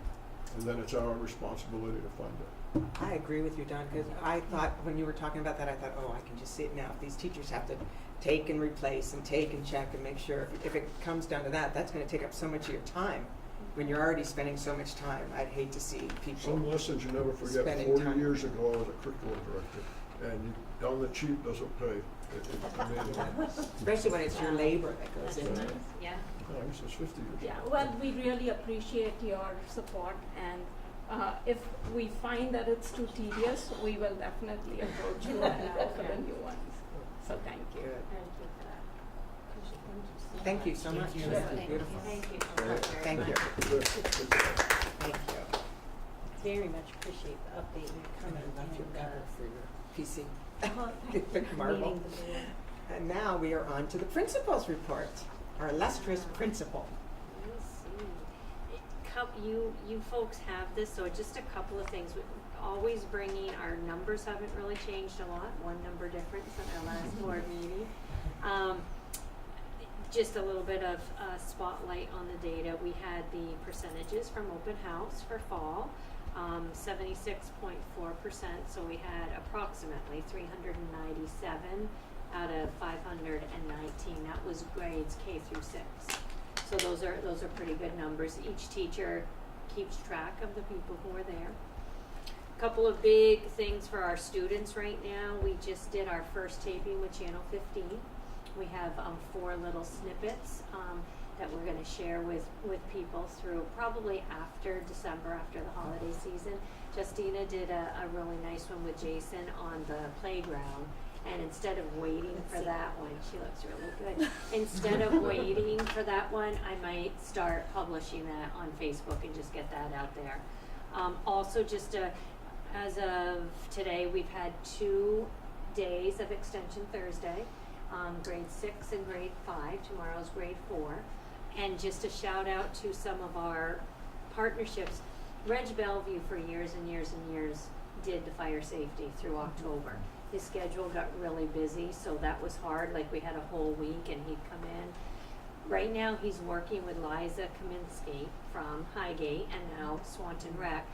And they're coming in for this first fall session of Extension Thursday, so they're doing an hour-long rotation with each grade level. So that's the way he's coming in to do the fire safety, which is Reg's passion. So that's working out really well. A couple of other partners, Amy Brewer, Brenda Gagne from our Circle of Courage has been with us.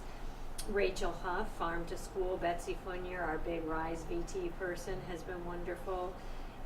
American Red Cross is coming in again this year to do something called the Pillowcase Project with grade 3, and that's another safety thing in preparedness, safety preparedness. Sarah Nielsen's coming in to do some activities around bones and muscles. Eugene Rich from our Abenaki group, so we're getting some of that cultural storytelling and things. So that's who we've had in so far, but that's huge. That is so huge that our community partners come in to do this, and the kids love it, so that's great. I'm gonna put you on the spot. Do you mind talking about our merit award? I'm really proud. Our PBIS program has really, really grown, and that growth has to do with Justina and her leadership, so I'd love for you to talk about that and your goal for next steps. Oh, yes. So I'm not really sure, this is my 4th year here, when exactly Swanton became a PBIS school, but 3 years ago, we did go through like a revitalization and kind of a growth process with that. Dina was new to the position, I was new to the school.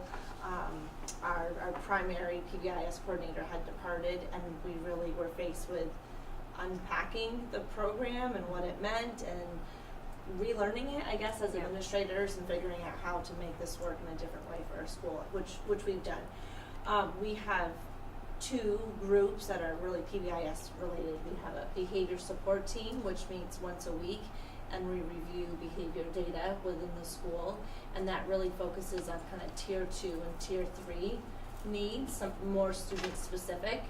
And we also have a universal PBIS team, which is made up of volunteers, teachers and support staff in the building that volunteer to stay late 1 day a month, plus some other tasks, in between as they need to get done. But they're really dedicated to PBIS. And that is our PBIS Universal team, which talks about our implementation school-wide for all students. So that's not student-specific. That's how are we teaching expectations, reinforcing expectations throughout our building. As part of that, we have taken part in a couple of different assessments as part of PBIS, the TFI, which is a tiered fidelity inventory, and the self-assessment survey. And coupled with that, using our data to make and drive our decision-making process at school in regards to behavior.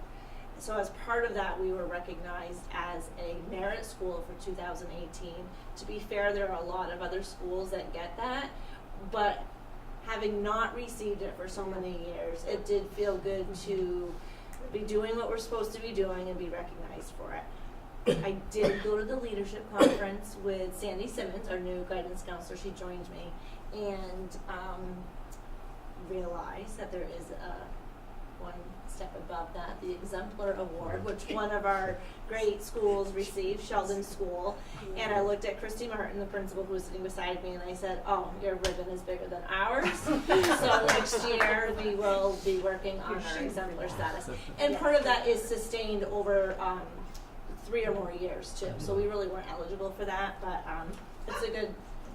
it's our goal now. So the school's done, it's a lot of work, and it's good work, and Dina and I really attribute that to a lot of our improvements in behavior. It's just part of our MTSS system for behavior. But thank you for doing that. That's awesome. Talking about playground, we one of our teachers thought of this incentive to ask staff if they would be willing to pay to wear jeans on Tuesday to support our playground project, and a lot of people did. So I thought it was a lovely idea. People really like wearing jeans, and our professional staff, not necessarily in the contract, but that's not part of our everyday work attire. So to do that, they had to pay $25 to wear jeans on Tuesday. We added that to the donation bulletin board. I thought it was a really good morale booster for staff to get involved, and the fact that it didn't come from us, it came from one of our teachers, we thought was exciting. So it's just those little things. One, makes people feel good, and 2, the idea that we're raising money for a common cause. Many people paid the money to wear jeans who had already donated, but it was like an added bonus. So it was great. Just want to focus on 2 other little quick things. We talked about Joelle Van Lent coming to do our trauma-informed schools and our resiliency work. She can't be here every step of the way, so she comes in and does some big, major 3.5-hour presentations. But we have a resiliency team, and that work was led by them at our last in-service. And that's just Cindy Newitt, Penny Hakey, Sandy Simmons, Sue Billadu, Ashley Gumlaw, Jan Sweet, and myself. That's like the core group will carry out this work when Joelle's not here. So she's really building capacity for us to continue that. So that's just a big shout out. The last thing with the teachers, Kosha mentioned, there's a lot of stuff in here. Kosha mentioned the math menu work. Joan Lumber has worked incredibly hard. As Kosha said, most of our grades 3 through 6 teachers have been trained. We're working on another cohort. The teachers who have been trained love this because, as you know, our math program is very rigorous, which is good, but our teachers are feeling that it's a struggle at times to differentiate and to fill some of those gaps. So within this system, this framework of instruction, the math menu is allowing them to do it. People set their goals in alignment with math menu this year, which was exciting. People are like really, really excited about it. And that, I don't want to say it takes a lot, but like sometimes there's new things that come out, but their management, their planning, their organizing, many of our grade level teams, I don't want to pick on just one, but they're planning together. So when you talked about continuity and consistency, that is there. So Joan is working really hard. I think it would be her goal that we would be using this structure across grades K through 6. So kudos to her, kudos to the classroom teachers who have jumped on board and are working to implement it. Goal setting, Justina and I worked really hard. I think we're very close to finishing a lot of goal setting conferences. I think our professional staff, about 68 that we've done. We are transitioning with our new tool. We are using our new tool on 8 first and second year teachers, and our paraprofessional goals were due by October 15th. That's a big shout out to our classroom teachers and special educators because they lead those goal setting conferences with the paras, then they get to Justina and I. That's a lot of work for people in this building to do in a really short time, but we value that. Some of the best time is sitting down and talking to teachers one-on-one about their instruction and then getting into their classrooms to actually see it. So that's a really important part. Jason gave us a brief update on facilities. Things slowed down a little bit for that staff who worked incredibly hard all summer. Eric was funny. I thought it was great. 2 days ago, I noticed that the shovel and the salt was already out in the doorways and but they were like being prepared, so I didn't have to ask for it, but it's like, wow, you guys are on the ball also. So that things are moving along, they really are. There are lots of exciting things. Channel 15 will be here tomorrow for the Lights On After School to focus on that. Also our community dinner, November 8th. Everyone is invited to be a part of that. Kathy Kneebone through her Crossroads program. And we will also be having a Veterans Day Assembly on November 9th. That's a nice tradition that we've been able to do. In-service is coming up on the morning of November 19th, and then our parent conferences. Last thing, we were really excited. I can't remember the name of it. Parent conference sign up. You remember what it's called, Megan? You just do it. Pick-a-time. I haven't done it yet. Okay, that's all right. No, it was easy. It was so, not that it was a hard thing. Parents usually signed up when they came into to open house. But this year it was far away. Open house was early, and then with conferences being a little later. And, we would get lots of phone calls. People would forget. So we really wanted to try to do something different. And a lot of schools have gone to an electronic sign up. So Chrissy Longway and Rusty Gregory put this together. Rusty was great, step by step. So I think it will be, our office staff is helping any parents who might not have available technology. Some of our teachers are working. So I thought that was really exciting. Well, it's great too because like the hard part was we'd sign up at the open house, but where am I going to write down what I just signed up for? And I was the one. I was like, I have no idea. Did I sign up? I think I did. So right, and that's hard. So we're hoping it feels good for families to be able to do that. So it's a lot going on, but we're very excited if you can't tell. Had a good soccer season too, Coach Toby. New AAD is doing great. Josh LaRush is doing a really nice job organizing. It's good. It's all good. That's awesome. It does seem exciting, like people seem happy when you come in here, it's nice. They sure do. It's, you know, often you can just get worn down by some of the issues you have to deal with, but it seems to be going People are pretty resilient, I think. Yeah. I think it is good collaboration, good support. awesome. Okay, thank you. Shall we move on to our superintendent report?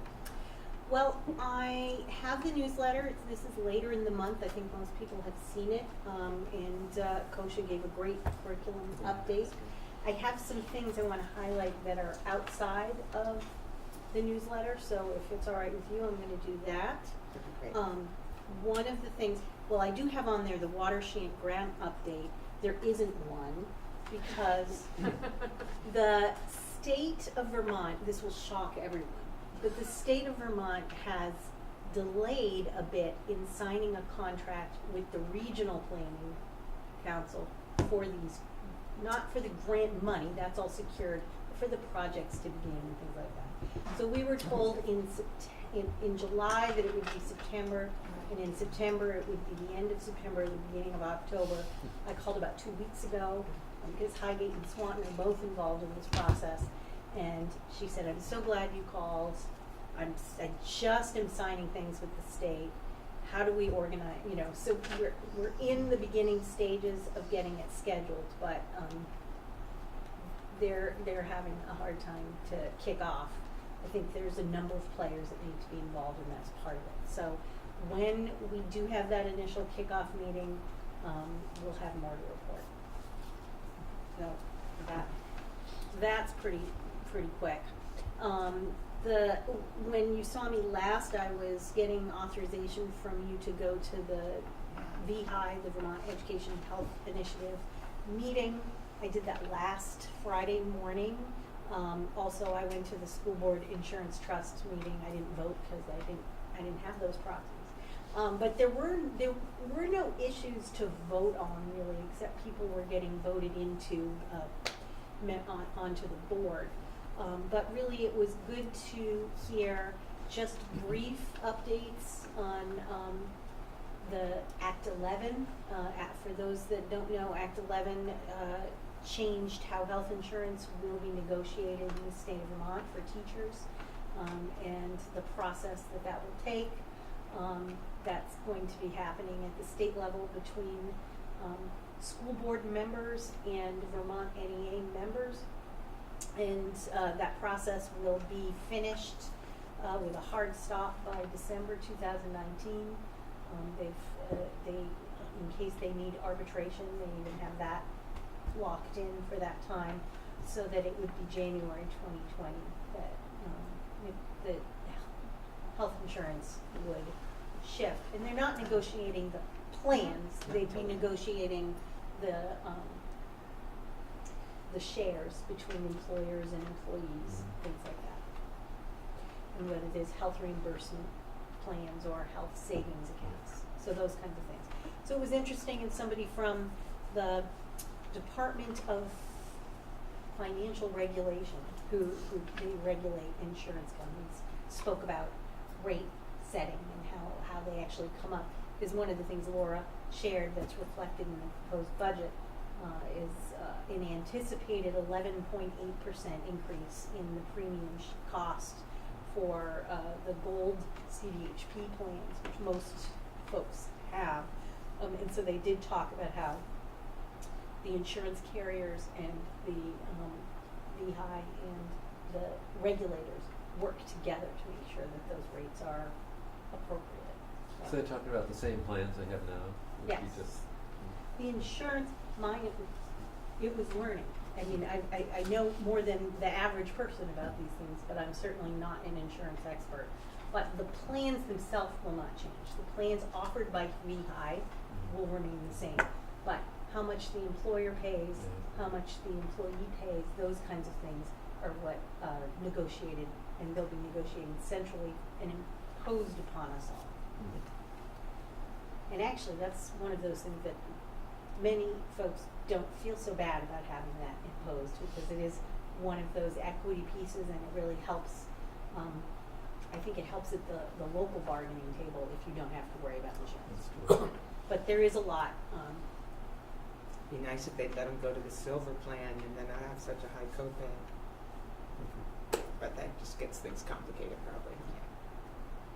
So, I also wanted to just touch base. I know over the past month there have been a lot of concerns about behavior, about issues at bus stops, about safety on buses, and I wanted to make sure that the community knows, and I've had a lot of conversations, as have Tina and Justina and principals and leaders at the high school, that we take all issues very seriously.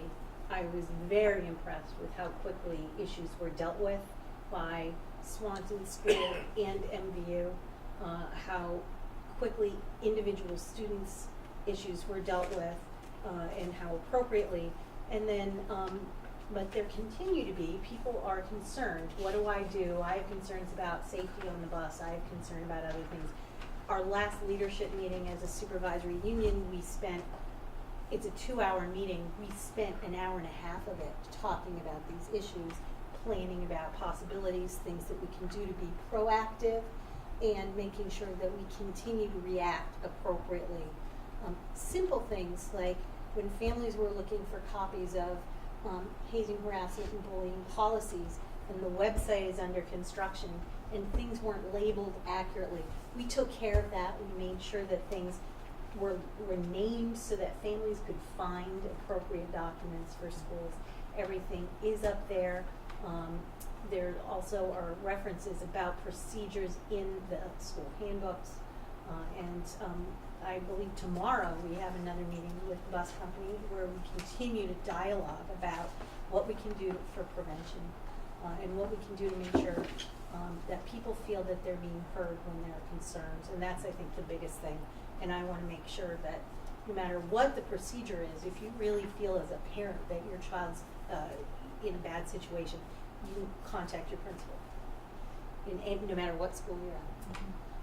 And that it is something that we are continued to always focus on. And I also thought it was very positive, some of the things that we are doing, building resilient schools, having really strong PBIS systems and MTSS systems. Much of the work is in the area of prevention, and Swanton is really leading the way around that, and MVU is actually doing a great deal of work in the area of social and emotional learning for students who struggle. So it is a strong area of commitment, both in prevention and in reaction. So I wanted to make that point. I think we're going to be talking about Act 46 afterwards next, so I'll probably be talking a lot then. Okay. Should we have some happy news all of a sudden and put Megan and Justina update before we get to Act 46?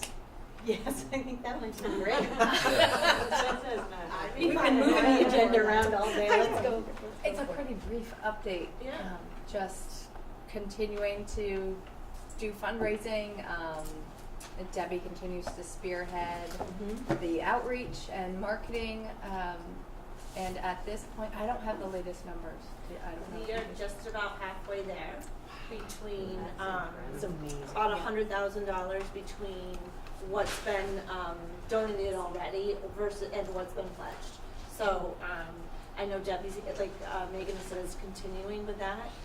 I have started to reach out to some other local businesses that we work with more frequently too, to talk more about donations and share with them our pay statement that Debbie had made that outlines what we have and what we're going, where we're going, and why. I know that she's looking to finalize some of the brick engraving campaign to roll out, and I think the vision for that was in like mid-November, in time for the holidays, if people wanted to do that as a gift too. So I think part of that too is coming towards the end of the campaign, you know, towards November, December, because we're hoping to capture those larger donations up front, and then talk about smaller fundraisers if we need to as we go along. But really the vision was to start with those larger donations and then work down to to the smaller ones through fundraisers, through events, and what have you. So It's on track so far. we are. It's exciting. It's been, a lot of work is going into it. Yes. And the teachers, that was awesome. I know. Yeah, They that was did. fantastic. Those checks kept coming. It was funny. Like I was every time I had one on my desk. The $25. Yeah. Okay. And you have to keep People in are mind, wearing really, jeans. for staff here, our paraprofessional staff are, for the most part, due to the nature of some of their work and behavioral staff, able to wear jeans anyway. So that's really just from a smaller percentage of our staff, that amount of money, our professional staff. So it was great. Yeah, it was And it can heartwarming. keep rolling in, right? Someone else Oh, decides yeah. to buy in. Of course, you don't get the best deal because you're missing some Tuesdays. That's Yeah, true, that's that's right. true. Okay, we'll take it any time, right? And it's important to say there are teachers that donated much more than $25 to be able to wear jeans. So, It's a big, we'll keep that in mind. I was wondering how many teachers put in for that, yeah. yeah. Yeah. Or donated and will never wear jeans. Right. You know, You know, Right. it's just, Debbie- it's more about where the money's going, Right. really. Debbie came in and did something for the Swan Enhancement Project. Was it last week? Yeah, last week. And she brought brochures that were beautiful too, because yeah, that she- brochure's yeah. really nice. Oh, Well, And well, I the know- work that these folks have done with Debbie on looking at every yeah, it's really nice. proof has Oh, been- And I Debbie know the does- Swan Enhancement Project is gonna make a donation too. We'll just Nice. have to find Oh, something out. Yeah, wonderful. so. That's great. And that made me think, she does have some signs, and we can talk more about that when they're out, but she's working on finalizing details of the large signs that will be posted throughout the community that will have a rendering, the website, for donations, and kind of like a little thermometer gauge to track how we're doing, to keep that momentum going. You guys have done a really nice job of getting people to understand the importance of playground. That's not just a playground, it's about having kids that feel cared for. And it's nice. This was Debbie's vision from the start. Yep. Yeah. Doing it through the community in this way versus, on a ballot. And I appreciate that. I think it's great education for people to understand the importance of it. And as a recreation, people choose to live in places that have. Right. I mean, it's really economic development and everything else. All ties in. Yeah, it's great. You guys have done a good job of showing that. I think before the meeting started, there was some informal conversations about the playground project and money. And I think what I heard was that, in fact, I know my comments, but other comments, we should know by early January just how this thing is going, because two things will happen. Many people make their donations in December, and if someone is really supportive of this, they may make another donation in January. So I think when we have that January board meeting, we're gonna have a really good sense of what we've had. That doesn't mean more money will come in, but I think It's a good the point. people who are really behind this will either donate in December one time, or if they've already donated, they may make another one in the next year, so. I And think we will have make- the outline of like where we hope to be scheduling wise and what the contingency plans are if we're not Right. where we Awesome. anticipate. So that, probably on the January agenda, that should be given a fair amount of time, That's because great. by then we should have some, I won't say solid numbers, but we'll have a good indication how we're going. And you're absolutely right, those donations can continue in, but when you start thinking about the January deadline for going to voters and Yes. Yep. even having deposits to our playground vendor for purchasing supplies and what have you, Yep. there'll be a lot of conversations that need to be done then. Okay, so let's go to Act 46, lawsuit review and action required. So before we get there, the update, I think we were talking about it a good deal during the budget conversation, but for those in the community that don't know, the State Board of Education met on October 17th and made a provisional decision that the Missisquoi Valley Union High School District and its member school districts would become a unified school district. The decision about Sheldon was not made in that meeting. I believe that they were dealing with what they considered to be easier geographical, political decisions, not easy in terms of the community's support. Right. None of these decisions are easy, but the things that don't involve school districts with different configurations. So I think I know that they were beginning with those. So, but I think it's important for people to know, and I did send out a little memo to staff because I know how these things and people get worried. You know, it is something that I think we're definitely sure that this is what the state board intends to do. I did meet with Dan French, the Secretary of Education, on Thursday, the day after the decision, and I made sure to ask him, because the press was not really clear, you know, when they made that announcement, was that the final thing? Are we starting to file lawsuits now? Are we, is the clock ticking for how many days we have to warn a public meeting around it? And he made it very clear that that's a provisional decision. Just as in negotiations, you might have a tentative agreement, but it's not official until the final whole report is voted on. So I think we can still anticipate. Yeah, that that was the definitely not clear. It was not clear at all, and I'm thinking, what are Right. we doing on Monday? Right. What are we all doing on Monday? So that is definitely a provisional vote, and I still believe that it'll be November 30th that we get the final report. So given that, since we met last time, Franklin had their votes, and by a very wide margin, Yeah, I was pleased. determined that they were not going to sell their school and assets to the town, and that they were not going to close their school and become non-operating. It was a very civil couple of meetings, with a lot of good dialogue, and the decision, the community really was very thoughtful. I mean, they were very thoughtful in deliberating the pros and cons, because emotions are very high. Yes. And so, it was a very, long and challenging process for everybody involved. It absolutely was. They did make a decision to sell their athletic field and the walking paths. They were gonna do that anyway, and it made sense to do it while they had the voters all together. And Franklin did, as you know, those of you that were at the SU board, they did sign on to the class action lawsuit that is being put forward when we have a final decision.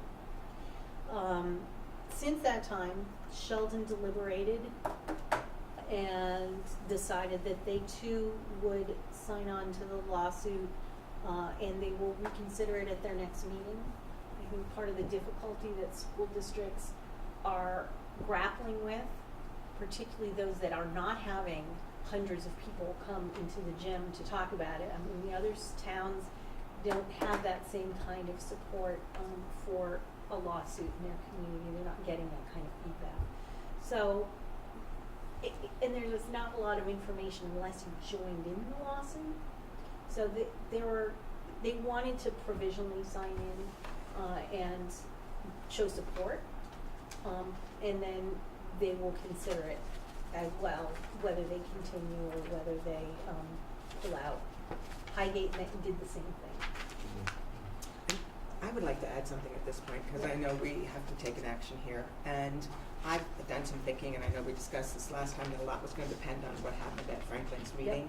And Franklin, I've kind of changed my opinion in favor of provisionally supporting them, due to the fact that they really talked about how unity was so important to them, you know, in terms of that we're in it together, and they didn't want to be smacking everybody else by withdrawing, you know. So the other thing is I think because we put in the Act 46 proposal as a united thing, you know, group, I think it would behoove us to prove provisionally joining the lawsuit.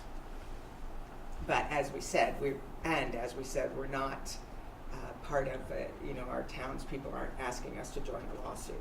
So that's why I say provisionally. What would my hesitation in signing on?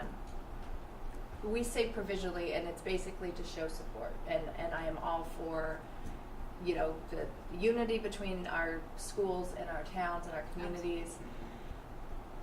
But if there is very little to no chance of us continuing past this provisional, is it really showing anything more than us just coming out as a school in a town saying we understand and we absolutely support their decision to do that, but it's not right for our community members. I think everything you said, I would say, we support that, and as a community, we don't see us being willing to go down years of a lawsuit or a long road of a lawsuit. That's why it's provisional. That's what I would say, that we don't see us getting embroiled long-term. And I would even suggest that we put in the motion, if we decide to do this, that we put in there that we give Julie, I don't know how we say it exactly, but somehow we make it so that there's a pivot point where Julie would have authority to get us out of it, or to say, yeah, we're not going to do it anymore. Does the provisional show the state at least that, at least at that point it shows what That's is it, X yeah. amount of schools around that. That's a plus for the original. I did check with our school attorney, because I know, the group, Margaret McLean and her group, was very strong in their message that you can sign in and then you can pull out at any time. My assumption is they're hoping that schools pull out because they're not merged, and that's why they want to pull out. Our schools may very well, it looks like they will be merged, and I wanted to know from our school attorney, do we have to have a reason to pull out, or can we just say we're pulling out because we don't think that fiscally our community can support it? Because we can't use ed dollars for this. Right. We would have to fundraise. So, and that's part of what we're already doing that. Well said. So, and that was a concern of the other communities too, and why they wanted to revisit, because they wanted they wanted to be supportive and show unity. But they also did not want to commit public dollars or community dollars without knowing more about the strength of the suit and so forth. So, Well said. and our attorney did say, you can pull out of any lawsuit at any time with no penalty. The only thing is about timing. So I think it makes sense to give me some sort of authority, because if you're not meeting again until December 19th, Yeah. and it's filed on December 1st, you could be subject to some legal A fees. month's fees or Right. something, yeah. And the fact that the community dollars fundraising, I think that would be our decision point or Right. whatever, that we would need to have more information before we proceed it. And So we it's could like the stop. second actual money comes into it. I don't know. For me, it seems like it's just It feels odd. it does does feel odd. where It does feel odd. for me, I am more comfortable. I will state my support, but I just don't think that it makes sense for our town. Well, maybe we could move it along by having a vote and then Yeah. see what happens, unless other people want to I discuss think in it. a town like Franklin, they'll have no problem raising their money. Absolutely. Right. Yeah. But in Swanton, I don't know, people. They might have some trouble, frankly. I don't know. It depends on how much it's going to cost and how long a Right, road it is. And that will depend on how many Mhm. schools stick with it. Absolutely. What that cost is. Right. Absolutely. And that was one of the discussions, particularly Sheldon had on camera, of how it felt odd to sign on to get more information and send a message, but then they might pull back again. And so Right. if they're publicizing, we now have 25 school districts signed on, and 5 of them or 10 of them. That Yeah. felt they went around for a long time before they made that decision. It wasn't made lightly. That's for sure. But it's important to Franklin, even if they've made it very clear that it's important to them that we sign on, even if it is for, if we, A week. a week, even if we Yeah. do get out It as just soon seems as. so artificial. And I think we all have to vote with what makes sense to us, I think, in terms of, for me, being on that committee and stuff, I feel like, I would vote yes to do it, with the provision that Julie has authority to get us out once the community funds are being used. Before they're used. Right, before they're used.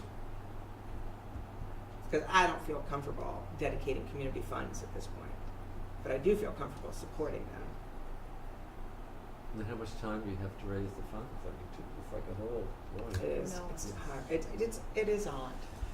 There's a lot of unknowns. It is odd, yes, it is odd because of all the unknowns. But I can't make a motion, so. Was there any other discussion? Or do we wanna? Anybody else want to share their Or point I of guess view? you make the motion first and then you do discussion. Yeah. I think it's very unfortunate we've arrived at this point. I think if you had asked people 4 or 5 years ago, probably I was one of the loudest voices against the whole Act 46 concept, but I left the legislature, and I think they modified it some. But you know, I live in the real world. In the real world, folks, this game is over. Lawsuit or no lawsuit. I would bet my next Social Security check is the deal is done. I have no inside information, but I served on the state board. I know how things go. And they have aired it, they've discussed it, they've listened, they've proposed, they've reviewed and all things, and this is where they're at. I do not see it changing. So, you know, if people want to do a feel-good activity to make our colleagues in Franklin feel, no, but, so I guess you can, but I'm not going to vote for it because I think it's giving people an artificial sense of security. The deal is done, and I don't like to act like I know it all, but I've been around it long enough. If a lawsuit happens, you know, if you follow, I read about 4 or 5 different newspapers every week. If you notice up in the kingdom, you know, they threw them a half a bone and said some of the people don't have to do right now and some can. It's a big political game, but you know, if the board wants to have a motion, that's fine, but I won't vote to support it because I just think it's playing a game that's over. And that's only my personal opinion.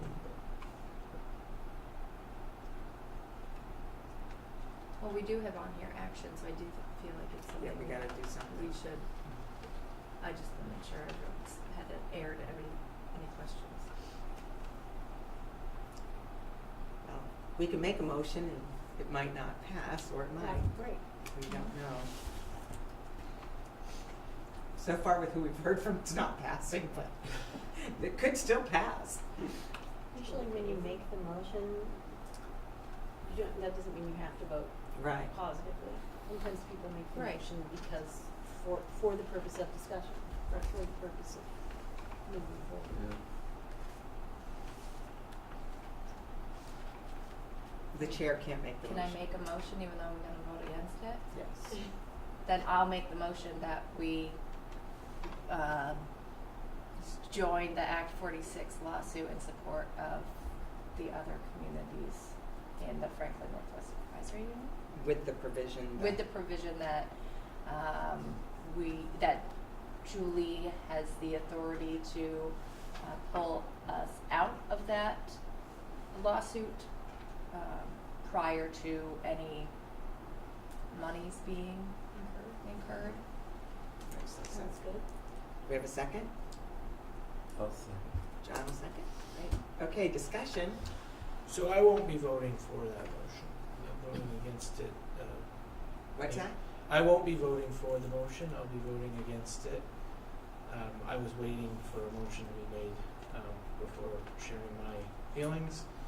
I think it's time to just get on with it. And a lawsuit I don't think is productive, and there's an interesting reading right now. If you Google Act 46 lawsuits right now, there's quite an article by the Caledonia Record has on someone who brought suit, and I believe it covered many areas. I don't see what other areas that it can be brought in a suit. And a lower court, not a Vermont Supreme Court, so I don't know if it was appealed, but the lawsuit was thrown out on every argument that was against it. So I think it's just a waste of time. So I'm ready to move forward. I think the quicker we do, the better it is for staff and for our kids. May I make one more point in the discussion here? And that is, I'm just concerned that we are seen as the big bad wolf in this because we have the most people. So if Act 46 happens, we are seen as the ones who have all the power. And if we're the only school that doesn't vote to support them, I'm just a little concerned about how that might be read. I have that same concern. I guess I'm But less inclined to consider appearances. I'm like, I understand it, but in my heart, in my head, that is so utterly false about our community. And you know, for me, it really is kind of a jab at us to think that after all of these years where we've had this agreement, where we've had equal representation, despite size, that Swanton is all of a sudden going to turn around and eat everybody. You know, Well, that's so a good point. that's more of my 2 cents. I'll shut up then. I don't think you should shut up. I think we should have diversity. If we always all vote yes and always all vote no, I think that's a problem. Yep. So I think this is good. Unfortunately, I kind of agree with Don too, but I think it's been this decision is made, nothing's going to Yes, happen. you know, I But- guess my biggest concern is there's so much work to do There's so much work to to do this right. And I'd much rather see our time and energy saying, let's all work together to make this the best possible arrangement can, rather than continue to try to get out of it. At the same time, though, are we really saying we're devoting any extra energies? We're not. It's you know, the motion itself states that we'll pull out before any monies are incurred. So, is it a matter of expending energy and getting on with things, or is it just simply showing support for a fellow community member? There's irony Maybe in that's what- come together so we can stay apart. Really. Excellent point. There is irony in that. That's very well said. Because I know how I felt when I heard that Franklin was going to pull out of this whole thing. I was thinking, like, we were all supposed to be together in this, and they were considering pulling out. Now I almost feel like, are we not being a part of it? I don't know. It's a struggle. You can see both sides. You can really see both sides. So should we take a vote? Sure. Okay, all those in favor say aye. Aye. Aye. All those opposed say nay. Nay. Okay. The nays have it. So the motion is not carried. And that doesn't mean we don't wanna work with them to come up with the best possible solution. Absolutely. Do you wanna make a statement for the minutes around that? That's be a good I idea. think we That's a great idea. I think Around we'll continue to work with the Act 46 committee and partners in the Franklin Northwest Supervisory Union to bring this to a positive conclusion for the students. It's about the students. You know, whether we have hurt feelings, whether we mine or anybody else's about the governance structure, It's for the that's beside the students. point. That's a Bottom really line good is, point. what's best for the students. I'm okay with that statement. I am too. Yeah. Nope, we don't care about it. No, I love the part about the kids. I'm just like, I also want it to be clear that, you know, we still support their decisions to move forward. It's just, it's not where our focus is going to be. Yeah, I think it's very clear. We certainly want to take and work with them Yeah. to come to a viable solution. But I think the final decision is what's going to be best for the students in the long run. And that is that we all work together and trust each other. This is kind of a trust issue. And you're getting in the way of the World Series game, so you're Oh, going to okay, so let's move it along. Best thing you said all night. I was watching that last night. I wasn't gonna say. When did it start? Okay, sorry. 8:09. At 9? Oh. 8:09. 8:09, okay. Okay, thank you for that. So let's talk about our future meeting dates. Is there anything else on Act 46, or are we Oh, good? I'm sorry. I think No, we're I didn't know I if it think was so. just the Thank you. lawsuit. Okay. Thank you all for the discussion. I think that was good to have a good discussion. Okay, so future meeting dates, we said something about December. Potential December special 19th. meeting on Monday. Yes, potential special meeting on Monday. Wasn't there something sooner than December 19th that we No, talked it was about earlier? January. Right after the first of the Second year. or third. Second or third. Okay, but there wasn't something earlier in Not December? before December, no. Okay. Okay, so not until January. Unless you have a special meeting over the snowplow. Okay. And then the board meeting, yeah, so, okay. Can I get clarification, Julie, from you, sorry, real quick, on, you said, assume no lawsuit, assume no injunction, assume we're right on schedule, November Yeah. 30th, they say, a provisional, a board of the chair and the clerk, from all the boards come Yeah. together to do the budget. Including MVU, so there's Right, 8 but votes. so how does anyone get, I thought you did say there will be a voting for board, the new board Mhm. on town meeting day, so Yeah. how are people gonna get signatures Okay, if they wanna run for that new board? I- Because, yeah. cause you only have December then, or, right? I mean, those are due at the end No, of January About the usually. 25th In of January. January, Yeah. sometime, yeah, they'll have time. So You should. there are so many different timelines. One of them includes whether you decide to have a quick 706 process to amend the articles of agreement that they draft and give to us when they're still in draft form. Which doesn't necessarily make sense because what we have in the imposed articles is they would be imposing equal representation upon us. Proportional, I thought. No, the draft articles would be imposed, if they were adopted by the state board today, they are having 2 representatives from Highgate, Swanton, and Franklin on the new board. 6 one. Only six, We could go through a process and change that to 3, but I think there are only 90 days to get that done between their decisions. When were those drafted? They were drafted early in the fall. You can look at them on the state website. I haven't. And who drafted them?